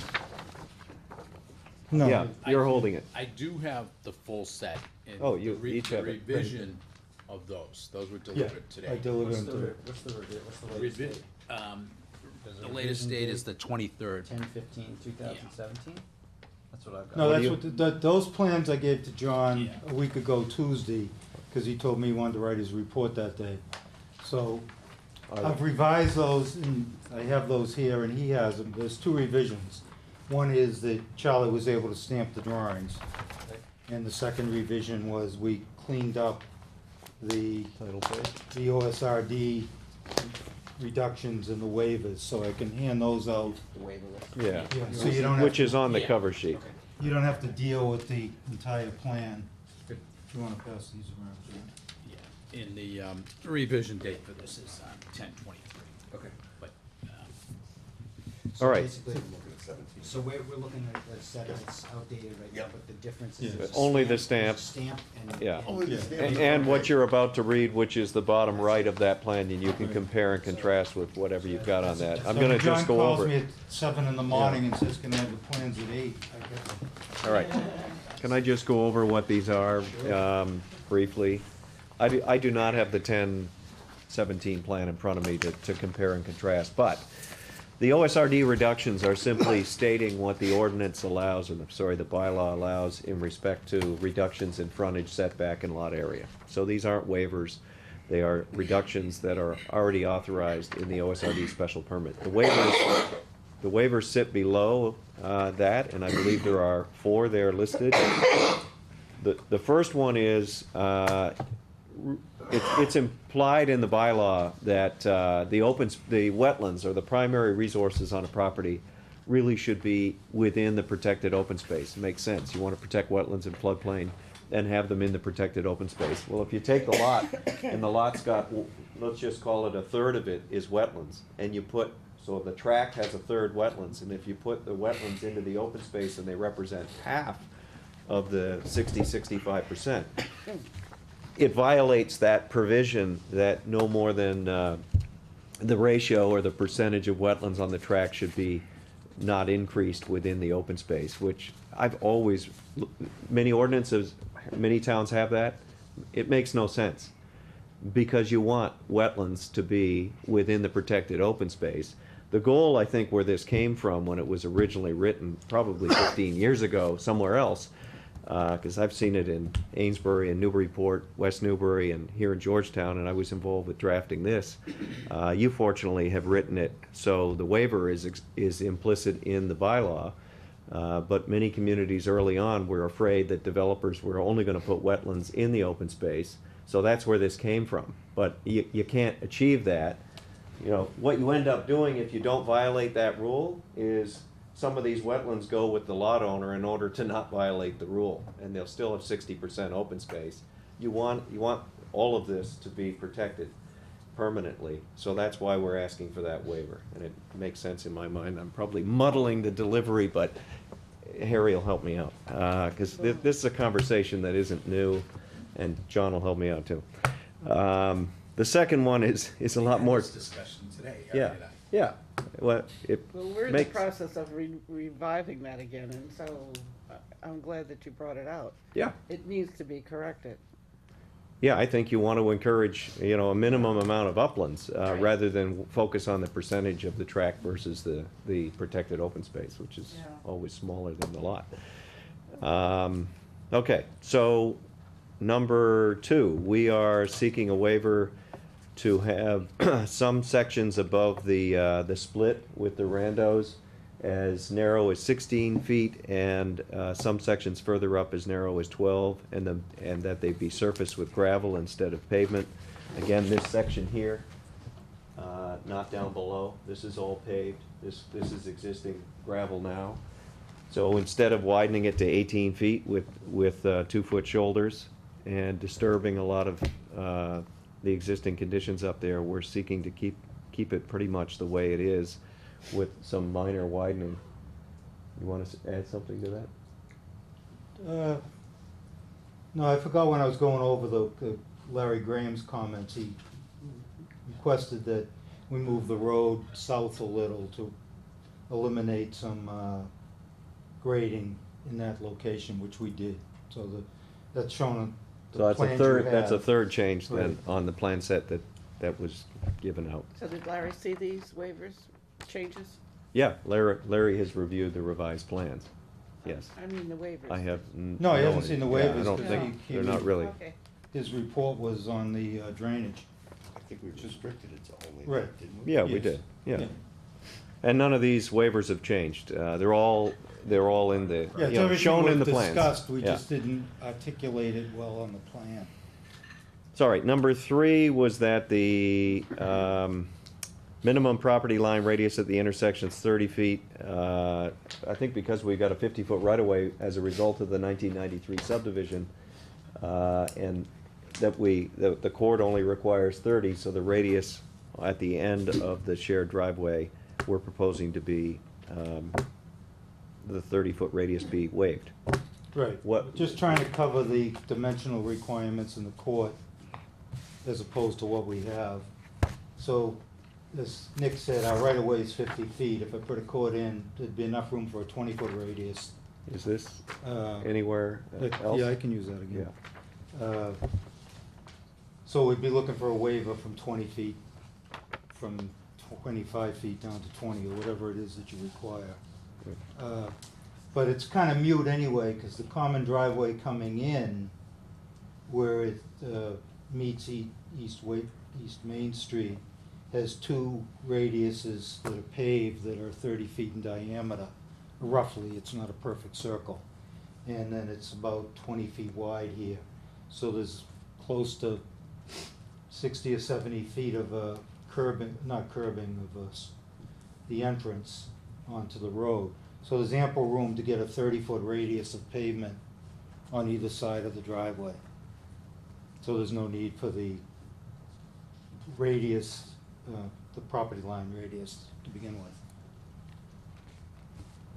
All right, you good on Yep. that one?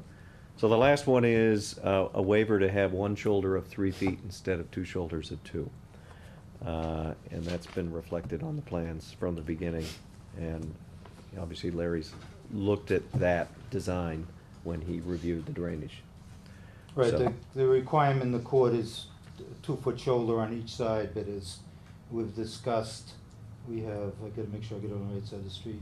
We have a 3-foot wide shoulder on this side, which is also the infiltration trench.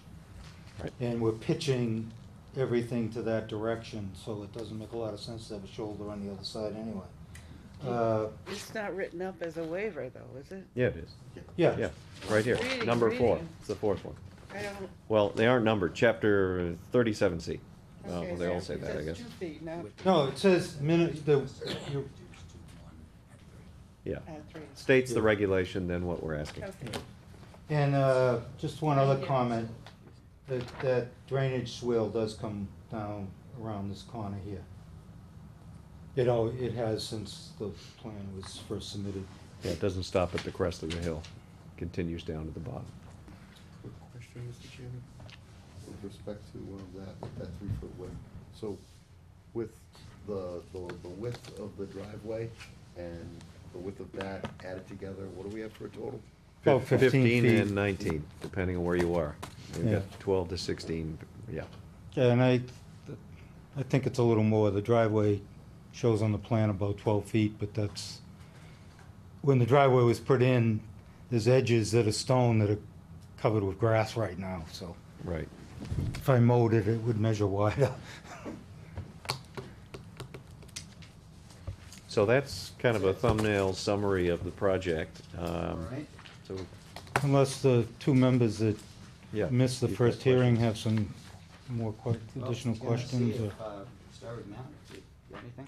My only comment is that I think we should require every applicant to come in with nice, pencil Colored drawings like that drawings. first one. Colored, For the house, yeah.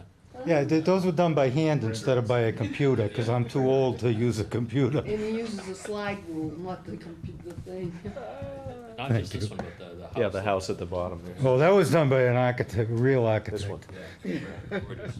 Yep. Amy Bentley, yeah. I'm just shocked, Larry. That was All right, my- Pocket, do you have anything? I don't have anything, I mean, just, let's not forget to vote the waivers. Yeah. Would that be appropriate? Well, let's, yeah, let's go through the comments and then, we can take those 4 waivers all together if you want. Billy? Oh, I'm fine. You know what, I kind of think you shouldn't have compared it to a court. I know each one of these, it seems like you did, for the waivers. Well, the reason for doing that is that the yield plan, we could put a court there. The court would be extensive excavation and to the land, but that's the subdivision thing that would fit there. I mean, I could also put in a real subdivision, because it's 50 feet wide. But the court was what the yield plan either suggested, a court or a common driveway. So it's, the subdivision regulations cover the court, so. At a court, you could have another house there. No, No, it'd have without to be a coming in for a lane. new hearing. Yeah, it'd have to be a lane. The court's only up to Court, 2, and yeah. the lane is more. Yeah. So, the court is only up to 2, which is what you'd have. All set? Yeah, I'm fine. All right, so, I'm all set, and, let's, tackle the waivers. Mr. Chairman, what's your preference? What would you like to do? Sir? I'll make a motion, see how this flies. I'll make a motion to approve the waivers as listed on the updated 10/23/17 plan. Perfect. Second. Motion has been made and it's been seconded to approve the waivers, the 4 waivers noted on the latest plan submitted dated, revision date 10/23/2017. Any discussion? No discussion, all in favor? Aye. So, that's that. I move to approve the proposed 198 East Main Street, map 10, lot 11 OSRD special permit site plan definitive subdivision plan application in accordance with the attached certificate of vote and site plan approval with conditions dated 25th October 2017 Thank you. and endorsed by the planning board on this date. Do it next time. I'll second that, Mr. Chairman. Good idea. Motion has been made and it's been seconded to approve the proposed 198 East Main Street, map 10, lot 11 OSRD special permit site plan definitive subdivision plan application in accordance with the attached certificate of vote and site plan approval with conditions dated October 25th, 2017. And can I just tack on with the end and with the additions as And previously mentioned? modified this evening. Yeah, modified this evening. And endorsed by the planning board on this date. Can I reiterate my second, Mr. Chairman? It has been reiterated and so noted. Any discussion? Seeing no discussion, all in favor? Aye. I move to Unanimous. close the public hearing for the 198 East Main Street, map 10, lot 11 OSRD special permit site plan definitive subdivision plan application. Second, Mr. Chairman. Motion has been made and it's been seconded to close the public hearing for 198 East Main Street, OSRD special permit definitive subdivision. All in favor? Aye. Thanks, Thank everybody. you Thank you very all. much. Thank you, thank you so much. I can hardly wait to live We're gonna on go one into floor. recess, for 5 So now what do I have to do, deal Thank with you. you? Thank you very much. Mr. Chairman, I'd like to make a motion to adjourn for 5 minutes, please. I know, I was, minutes. thank you All in so favor? much, honey. Aye. We're gonna adjourn for 5 minutes.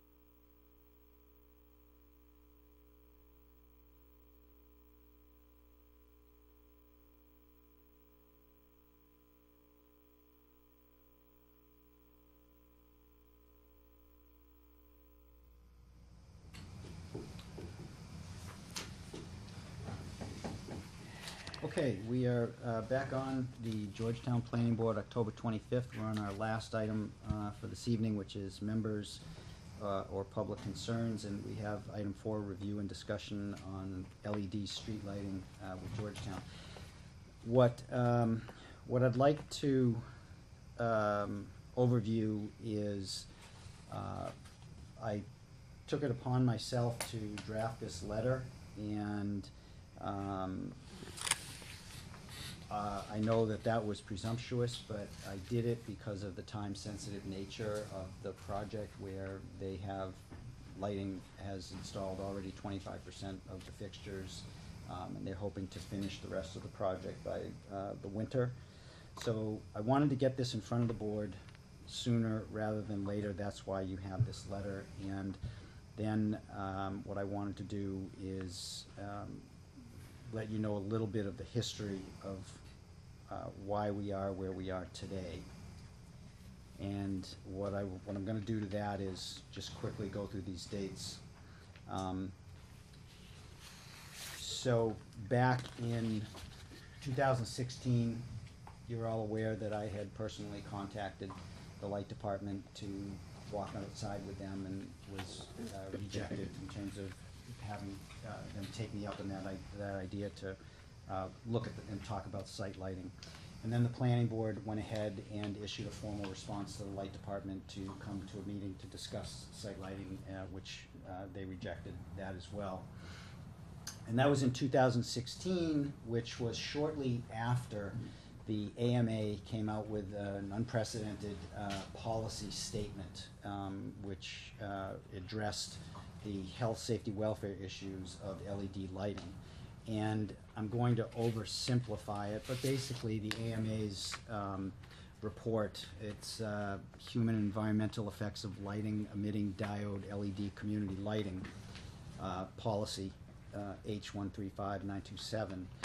Basically, they have an opinion that the two issues, amongst many others, that the two issues that are outstanding have to do with circadian rhythms and the value of the light, the blue light, the wavelength of the blue light, it impacting the basic physiology of the human, and then all of these results, negative results happening thereafter. And then the second item is glare, and the issue of looking into these lights and the glare itself, what it's doing and can do.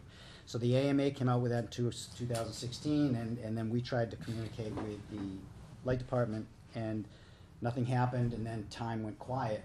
And then it was just a little while ago that I found out that they had met with the selectmen at a public hearing to present to the selectmen about the lighting project that they wanted to do, which was relighting the town with these LED fixtures.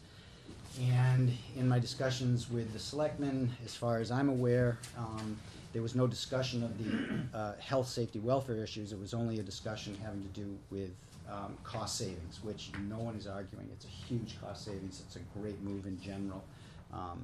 But that was all that was discussed, and the selectmen went ahead and voted yes, and without a full background of information. After that, and that came to my attention, I then sent my first, I sent a letter to the chair of the selectmen from myself, speaking only for myself. You don't have a copy of this. This is just the history.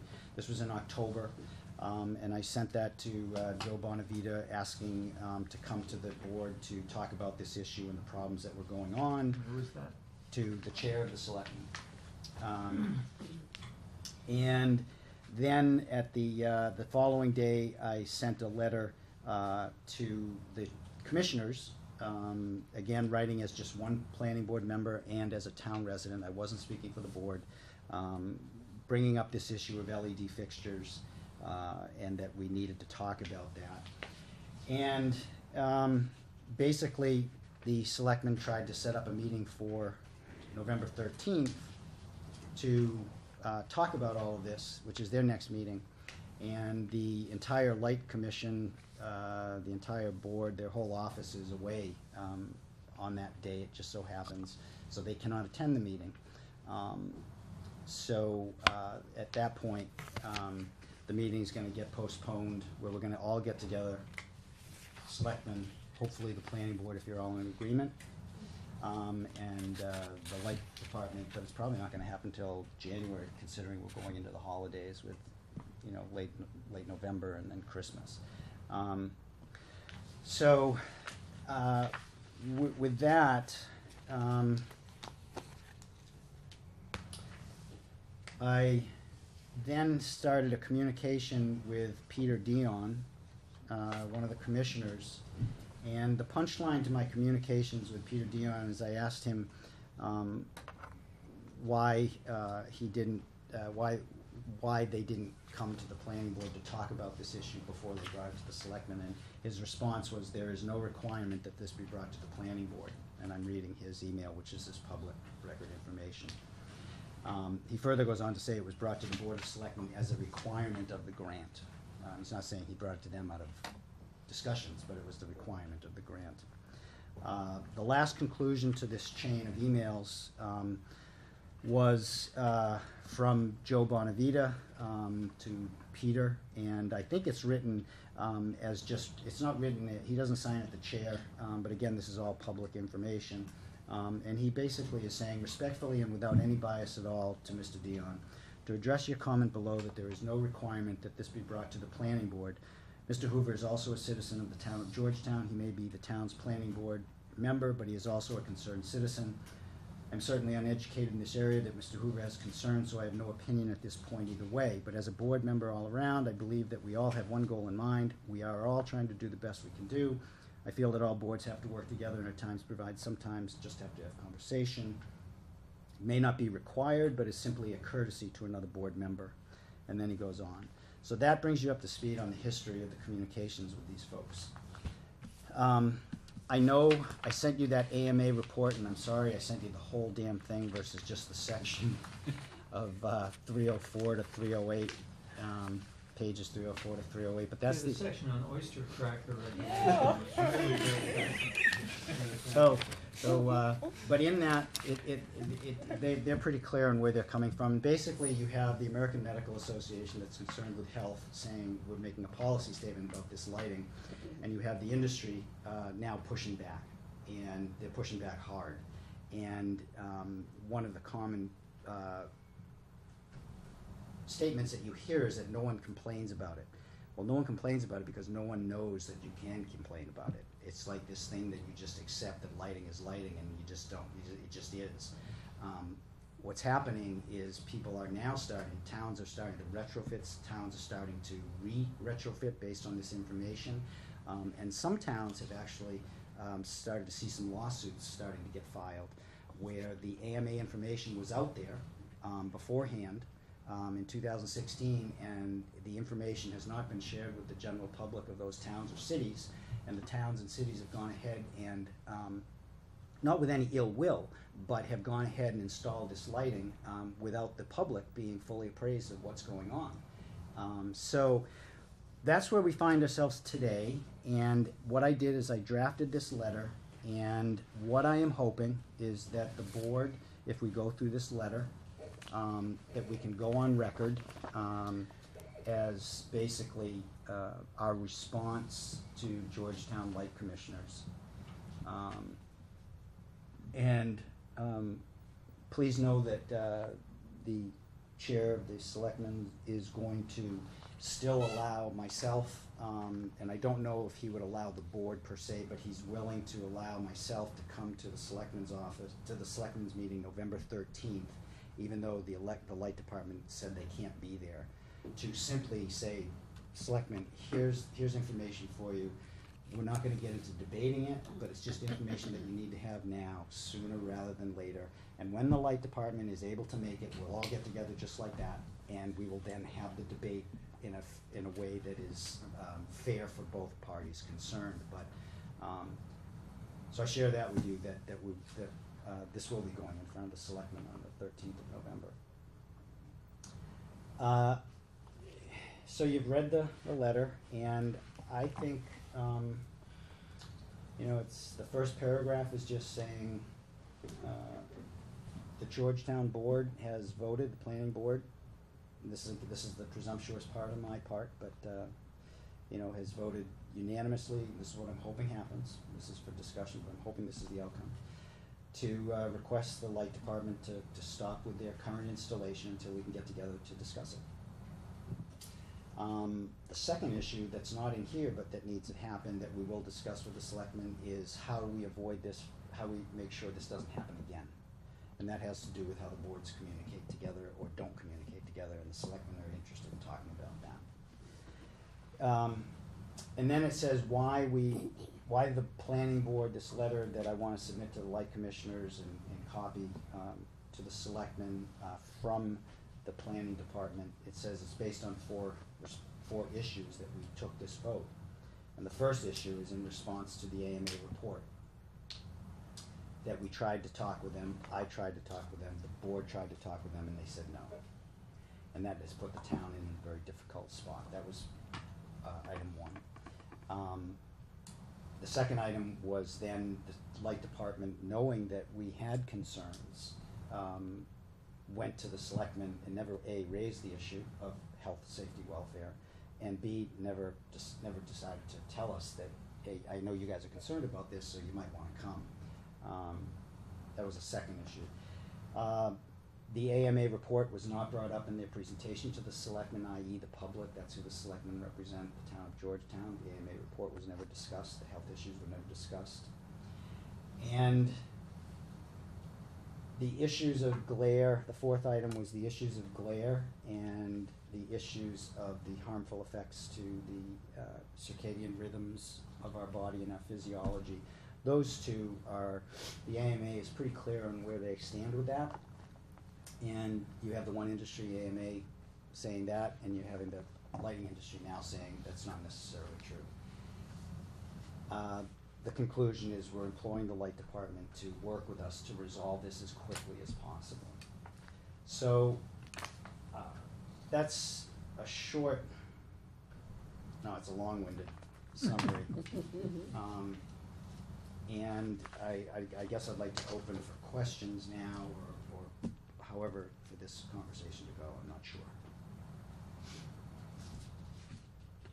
I have some edits that they are not overwhelmingly important, but, you know, if you're open to them, I don't know if you're. Totally. Okay. Totally.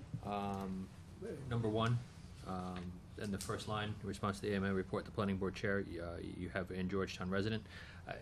I appreciate that you're a Georgetown resident, but to me, the important piece of this is that you run as the chair of the planning board, not necessarily that you run as a Georgetown resident. I think I don't think you could be on You can't, planning right. board if you are not a Georgetown resident. Right. That's correct. So it's kind of redundant. so. It's not like you went as some random Joe knocked on their door and said, "Hey, I got a problem here." It was Okay. the Yep. planning board. So was you would asking say for- strike the and Georgetown Yep. resident? Yep. Yep. Number three. Second sentence, as such, the public was clearly deprived. I think we should strike the clearly there and just add it, was deprived of clearly important information. As such, the public was deprived of clearly important information. Yeah, no problem. I don't think the purpose of that sentence is that we're not trying to say that they intentionally agree. withheld the I agree. information. I don't want that I don't to know come why across that, yep. why they didn't, but it wasn't, so. I agree. And then, number four, third line, well, unlikely but still possible, I would strike that, and just say the town may, and then strike out the now, so that it should read, the town may find itself in a position of potential liability. I think you're providing plenty of outs there to say that it's not Okay. immediate, but it is a potential. So that would read, as a consequence, the town may now find itself in position. I would strike the now, but the town may. May find itself, got it? Yep. And then, on the closing paragraph, I would strike the first sentence and then just end it in the spirit of community. Please let us work together. I like simplicity. I'm with that. And if I read this tomorrow, I'll probably change it all back, You yeah. could have, Yeah. And there's nothing that this is gonna do. There's nothing this is gonna do to anybody. What this is, what it's going to accomplish is it's going to put a date stamp on the board officially responding to this issue. it's gonna do more than that. It's gonna motivate the because selectmen to it's open. notifying, you have information. This is not AMA is not a fly-by-night route. Now they have information that there are hazards to it. If there is a case coming, you've told them they know it now. This is it. If they do nothing, then they've opened up liability themselves. And that's what you've done, that's what this is all, this is That's an official good. document, this letter. Any AMA information, I agree with you. you know, so. So to be a pain in the ass, I personally I don't react in any funny way to LED lights. I went, it was moments late here because I drove down Library Street, as you had suggested, and there was nothing about the lamps there that upset me. They made a spotlight of an area. They didn't flood the whole area, they made it right near the light, which I think is a good idea. Did you look up at the light? Yeah, of course, and I saw them down, Didn't bother you? not in the slightest, not in the slightest, That's interesting. but I'm not everybody, right? And reading the AMA report, their emphasis is on words like potential health effects. They're not stating this is gonna give you cancer. Well, it's the They're same as- saying that there are risks involved here. And that's the same as the global warming scientists. They're saying the same thing. There is this, no science is gonna say it's a But fact. with global warming and with tobacco and cancer, there is years and years body of and evidence. years of studies. Correct. This is new stuff, Correct, it is, right? it's a new They technology. do make a good, no they question do about make it. a good case for basically lowering the intensity. And I've got no problem. The CFLs initially were daylight, and they were horrible. They were so harsh. And I think that that's perhaps part of the issue. In the letter, you don't say until we all can sit down and talk about it. You say, and make sure that we fully vet their report. And that, I think, is something that we should focus on, that we do need to look at what the potential health effects of these LED lights are, because, as you say, it puts the town at risk. It puts the citizens of the town at risk if it turns out that this stuff is really bad for you. I would suggest that you remove from number 4 the specific issues that are issues for you, because they're not issues for me. No, but they're the AMA's issues. Well, yeah, but that's in the AMA report. I don't think we should recap the AMA report. I would just say, pursuant to the report, potential harmful impact to our health remains unresolved But, with Bob, LED lighting. And that's the focus, is we need to do further research. We need to find out, is this an issue, really an issue? Or is it I have- the same issue as harsh If- CFLs? If you're saying, I'm on board, I mean, if you're saying Again, that number simplify 4 the should say pursuant to the report, the AMA report, Of potential harmful potential There are harmful potential impacts. harmful. Yeah. I have no problem with getting rid of that other stuff, because I don't wanna get hung up on that. That's Exactly. not- I have no problem, like, Precisely.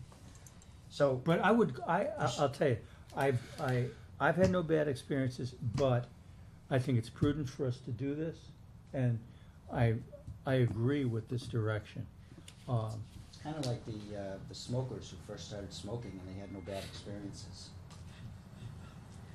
yeah. Well, Sort of, I suppose. no, it's, no, but. It could be No, a no, but- cumulative thing but- too. But think of it, you get No, this. you have a point. You have a point. Yeah. It's a cumulative too. It is a. You don't I know. wrote down, This is a I think risk- of it this like is a the, risk management issue. the wind turbines. Some people, it Mhm. makes them go insane, Mhm. and they can't live within 10 miles of them, and for the 95% of the people, they don't even notice. And that's where the science, and this is new, but that's where the body of evidence, it takes years and years and years to get on top of all of this.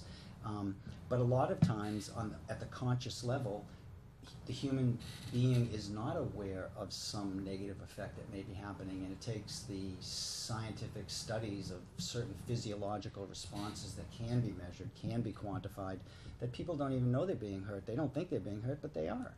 It's just the new normal, you know. Yeah. Yeah. The new normal. Bob, pursuant to the report, Just pursuant to strike glare and just there are potential Glare and. harmful impacts to our health. there may be potential. There you go. There may be. I'd say there are potential. There I are. mean, potentially they're Right. Okay. bad ones. There are potential harmful impacts You're to our saying health. Period. Potential. To our health. Period. Period. Yeah. Okay. If you get on the computer and Google it, Well, I mean, there that are. remain unresolved with LED lighting. There are pages and pages of reasons why this should be looked into. It's not, and they did several tests on, I believe what I read was nurses that work at night. There's a difference for night employees that have to come home, they have these lights on, they're working on them, and then they have to come home and drive, and they could fall asleep due to these rhythms that they're talking about. And not only that, but your retina in your eye can be damaged. The cancer is predominant. They mention everything but lung cancer in the cancers. You know, it's very serious, and I think for the people not to know this, there are communities that banned it, just totally prohibit it. You know, and Cambridge made sure that all the lighting included a dimmer device, which LED lighting affords itself to, and a lot of lighting doesn't, so that they had the flexibility to adjust the lighting as they saw fit. But you know, so trying to say, you know, please, light department, you know, don't put any more lights in. That may or may not go anywhere. Wouldn't think it really will go anywhere, but it's at least putting that out to them, and then it's saying we need to talk about this stuff, and it's putting that out there to them. and I hope they And notify the Board of Health. They must have gotten lots of information about it. That's a good point, actually. You know, maybe we should copy the Board of Health. I want to copy the Board of Health. The Georgetown Courier. Georgetown. So, Yeah, the record. With respect to the study that was done and it was reported in the AMA Journal, it sounds, I have a big concern here. I know there's a grant. I know that they have a process now where the light department is moving on, correct, installing correct. Tenny Street. After it was mentioned at the last meeting, I drove down, I saw installations of all the Tenny They're on Streets. Andover Street. I There are a saw lot of before, places, yeah. they're Yeah. moving forward with this. 25%, Pete said that he anticipated they've installed so far. Okay, which makes me believe that they've purchased 100% of the fixtures, Could very well be. and they're probably sitting in a storeroom somewhere in the light department. They probably haven't been delivered, and it may be that they could change the order to a lower And that's- intensity. It That's may what be, I'm- but what I was encouraged that's what by I'm was, hoping. when I was reading the AMA report, was that there were ways to filter Correct. the excessive There's a blueness way to mitigate this. of it. Correct. So, I think we would actually be benefiting everything, because if you were to install a number, or all of them, and then review and go back, you would have to go back to each and every fixture to install a filter on it. Right. This way, if we have a temporary hiatus, we may be able to, at least from Save this point, 75% off. do the rest of them with the fixture, if we've already purchased the fixture. Exactly. I- There are strategies that we can Yeah. execute. I think I agree, Harry, and I think the idea of 75% is better than nothing is the intent. Well, I'm not saying we couldn't go back, eventually go Maybe back, not. but then, Yep, maybe not. yeah. Could I just throw one word in? Please. Um, To get your support. Too late. Yeah. Well, I think it might, it has my support, it does.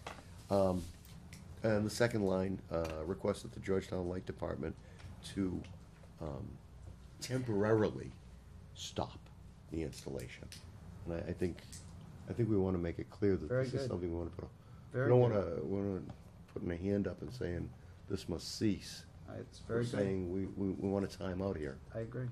We wanna just breathe a little and think before we keep going forward. That's a I good think that's a suggestion. great suggestion. Okay. You guys very good. okay? Is this CC to the Board of Health? I will, For the- so here, what I was gonna do is I will make these changes. I'm going to send the Word document to John. John's gonna put it on Georgetown letterhead. I'm gonna add to this at the end so that John can sign it on behalf of the Georgetown Planning Board. Makes sense. And then John would sign it, and we'll copy it to the Board of Health, we'll copy it to the Selectmen, and I guess that's it. Right now, are there 3 light commissioners? There are in all the chain emails I see, but I only have heard from Peter. Okay. Saminsky, Dion, Peter, and, what was his name? is Mr. Ruscio one of them? Scott Edwards, Oh, okay. John Slominski, Dave Schofield, Scott Edwards. Scott used to be, and he's no longer on it anymore, but he's included in this. So. Okay, so, with the changes noted, if somebody would be willing to make a motion, then we can vote on this. Just one quick question here, is there anywhere that we can put in that we are open to discussing mitigation as opposed to, outright, rejecting LEDs, or is that message already clear? No, if it's not, I think it should be made clear. I think I like it to somehow piggyback it on Harry's temporary, as it's October 24th, at the October 25th meeting, the Georgetown Planning Board voted unanimously to officially request the Georgetown Light Department to temporarily stop the installation of any more LED roadway lights until the selectmen and public have an opportunity to fully vet this thing. The planning board took this action. Where could I? where So could I put perhaps that? on number 4, pursuant to the report, there are potential harmful impacts to our health that remain unresolved with LED lighting, that may be resolved with simple mitigation solutions. Well, according to That's this, the fine. AMA statement that I got, it says that you can have a color temperature of no greater than 3,000 Kelvin. Right. So you can have some kind of LED, it just, So- the number, Well, they're saying these are the things you can do to help, right, correct? Yeah. And they also say lower than that, they say 2,700, I believe. Yeah. And right now, Yeah. my understanding is all of these lights, which, Oh, to do we their, know the specs on these lights? what I know is to their credit, they went with 3,000 K, which is a big improvement over the other ones. They could have gone lower. But there are filters that you can add to these to start to do what you were talking about. So I think I'm gonna add that comma that may be resolved with mitigating. With simple mitigation, With with simple mitigation. mitigating. The thing is, there are other solutions. issues too, with LEDs, Engineering. and the pleasure is. it deprives you of sleep, that's mainly what they stress. Incandescents, these are continuous bright. Yeah. Incandescents are 60 seconds a second, but the filament doesn't cool off to the extent that it goes dark. That it goes completely dark. LEDs go on, off, they're digital, on, off, on, off, on, off, on, off. I know that on the highway, if there's a car ahead of me that has LED taillights and I scan, I get a stroboscopic effect of taillight, taillight, taillight, taillight, taillight. You experience that? Yeah. That, Yeah. that Excuse me, pause. Yeah. Makes me think. So I hope, and I hope in reading the history, I know that, I've put my foot in my mouth on several occasions, and I'm sure I will for the rest of my life, but I think it's the nature of the Hope beast so. when you bring up these kinds of issues, and, if I offended anybody, that's not my intent. If I've reported anything that people wished I hadn't, It was highly presumptuous of you to do this. and it was And presumptuous I of me think to do it it. was probably a good thing. Well, You have So- to do it. You gotta do what you gotta So, do. motion with the changes noted, would somebody be willing to make it? And just- Make a motion that we submit the letter to the Georgetown Light Commissioners with the changes as we have discussed, and that we authorize John to sign on behalf of the planning board. Second, Mr. Chairman.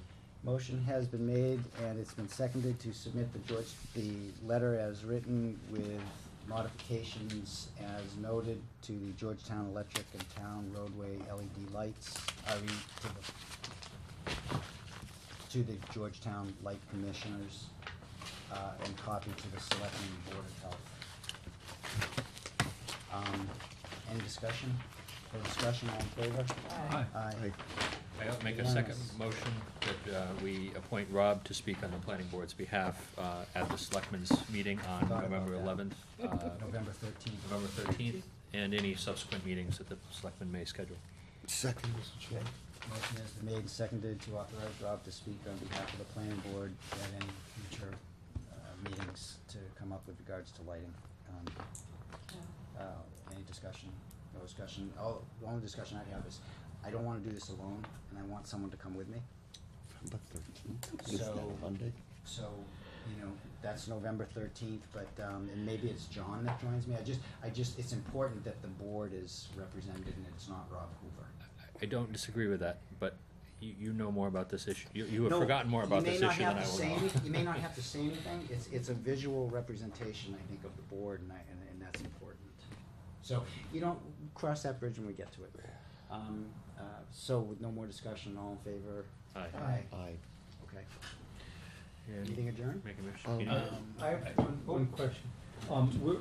We are gonna discuss the Copeland page observations about open meeting law. Yes. And later date. Could you give us back this, because frankly, managing the paper in my house is not a pretty thing. Resend. Thanks very much. I do. Over the past several weeks, the Mellow Waste Disposal has started the local permitting process, which is going to include, or has included, already the Board of Health. It's about to include the Zoning Board of Appeals, and Conservation Commission was dealing with it a couple of weeks ago, and they were granted a waiver. The applicant was granted a waiver to try to establish the floodplain within a 2-week period of time, wetland delineation, and those issues. Oh, because we have the Concom has a regulatory thing where they do not do delineations of wetlands Yeah. between April. October and April. Yeah, well, the Concom last Thursday night decided to grant the applicant a waiver from that time frame and gave them 2 weeks to try to establish the delineation out of season.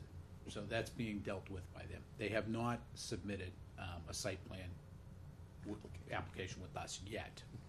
Talked to the attorney handling the project for the applicant, and they're not planning to submit a site plan to the planning board until after the new year.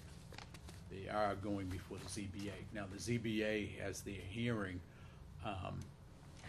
and they're accepting comments in regard to, this is the expansion project, the 6-fold expansion project from the present size of that transfer station. They wanted to get comments from the planning board for their ZBA hearing, and the mixed use that they're dealing with, the floodplain issue that they're dealing with. I talked to their administrative assistant, and I said that we have a problem with the timing of this, because we have the meeting tonight, it's not on the agenda. But our next meeting is November 11th. Their deadline for receiving comments is November 8th.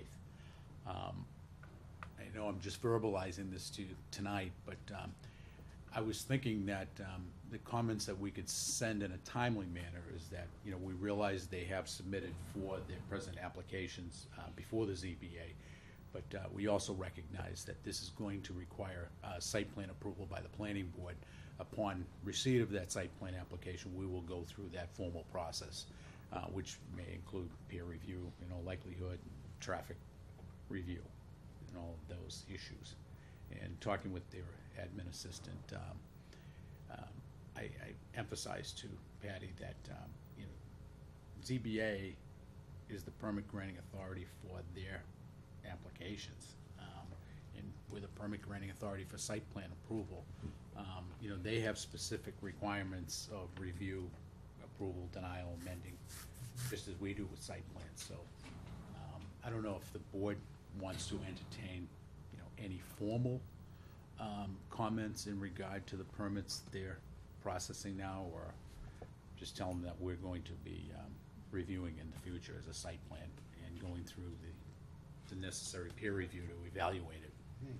I would think the only thing at this point where we don't have any information would be just a request to them as a comment, a request that, even though the applicant will, I believe, is not exempt from site plan approval in any way, just to reiterate that in the decision. Net zoning And make determinations that part are, of their, you know, their decision that this board review it for site plan. As part of their, the linkage together, I believe, is, I don't think it could be much more than that. right, at this point. Yeah. I mean, we're gonna be interested in the traffic generation and mitigating whatever needs to be done traffic-wise.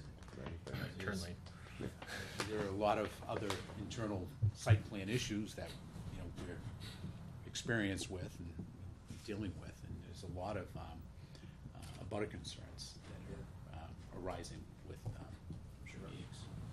I don't think we can have a meeting on November 11th, that's Veterans Day. At the 8th. Saturday. November Is 8th. that Saturday? Yeah, I keep on calling it 11. Looked on the 11th. Yeah, right. What I thought was gonna be the holiday, but it's actually Friday, the 10th. So do you need anything more about that from us? No. And then. Are you gonna submit any interested? Yeah, I'll just I think that reiterate would what be I said to you tonight. We will be dealing with this in a formal process of analysis when they do submit Yeah. the site plan application. Do we want to send the projected amounts and numbers that were generated for waste in the build-out analysis? Does that give any benefit to the? Yeah. What we could do too, because we formally did comment on the DEP file. Absolutely. So I'll forward that. Reiterate that. Yeah. And possibly send the build-out analysis information about the new numbers for what we will generate at build-out. Those are on there, that was all part of the build-out. Should this go in the next packet? You know, and it can, but I just wanted to, Okay. Yeah, that's what we were talking about. yeah. Yeah. Yeah. Cause I probably won't deal with this, I'm just speaking for myself Yeah. until the next packet. No, that's fine, and we will do that. All right. All right, and they'll just have to realize that, just one thing to point out, that it's a Board of Selectmen and Water Department issue in Attorney Eichmann's opinion, rather than us getting involved with it. Yeah, but what I was looking for is, you know, as I've repeated myself, I guess, but is make sure that easement allows the neighbors to use it. Yeah. That was the whole thing. And is it necessary? I don't know. To have a legal document that, such as this, to clean it up. I have no idea. No, in 2007, the town did a vote to approve that as a private way. Right, and it's not just to put it on the map. I think there's a lot of contradiction from what we were presented by the Okay. surveyor as opposed to what the attorney representing the applicant has discovered. Well, he reviewed that bylaw, so maybe he's got some paperwork. Yeah, yeah, I know it'll be straightened out, but as far as we're concerned, it was an A and R plan. Yeah. And, you know, the utility easement issue, Yeah. as it needs to be amended, will be amended. And that will be by actually the water department working in conjunction with the board of selectmen. It's not our issue. Yeah, but it's their town issue. Yeah. That's mainly, you know, and to protect the residents on the town. I have some plans to be signed. One is the water tower, which is of utmost importance at this point in time to sign that. They need to record it along with the board's decision. And they're getting into the process of filing for local building permits. We had a pre-con meeting this morning with all the engineers. For the water tower. Yes. I missed that whole thing, And the signing of the Heather Road will put off. It's an A and R plan. We're only dealing with an issue having to do with the easement, so I have it here if the board decides this evening to sign that. That's the Heather Road A and R plan. Are we still gonna wait on that, or? we We went not? through it, wasn't that it? No, Yeah. no. Basically saying, you know, it's really not. What we left it as, what involves the planning board, what we left it as is for the assessor to properly assign the lot numbers, and you Oh, were right. correct, Mr. Henry. You saying that as though you're surprised. You were correct, well, you're really versed with the numbers, but.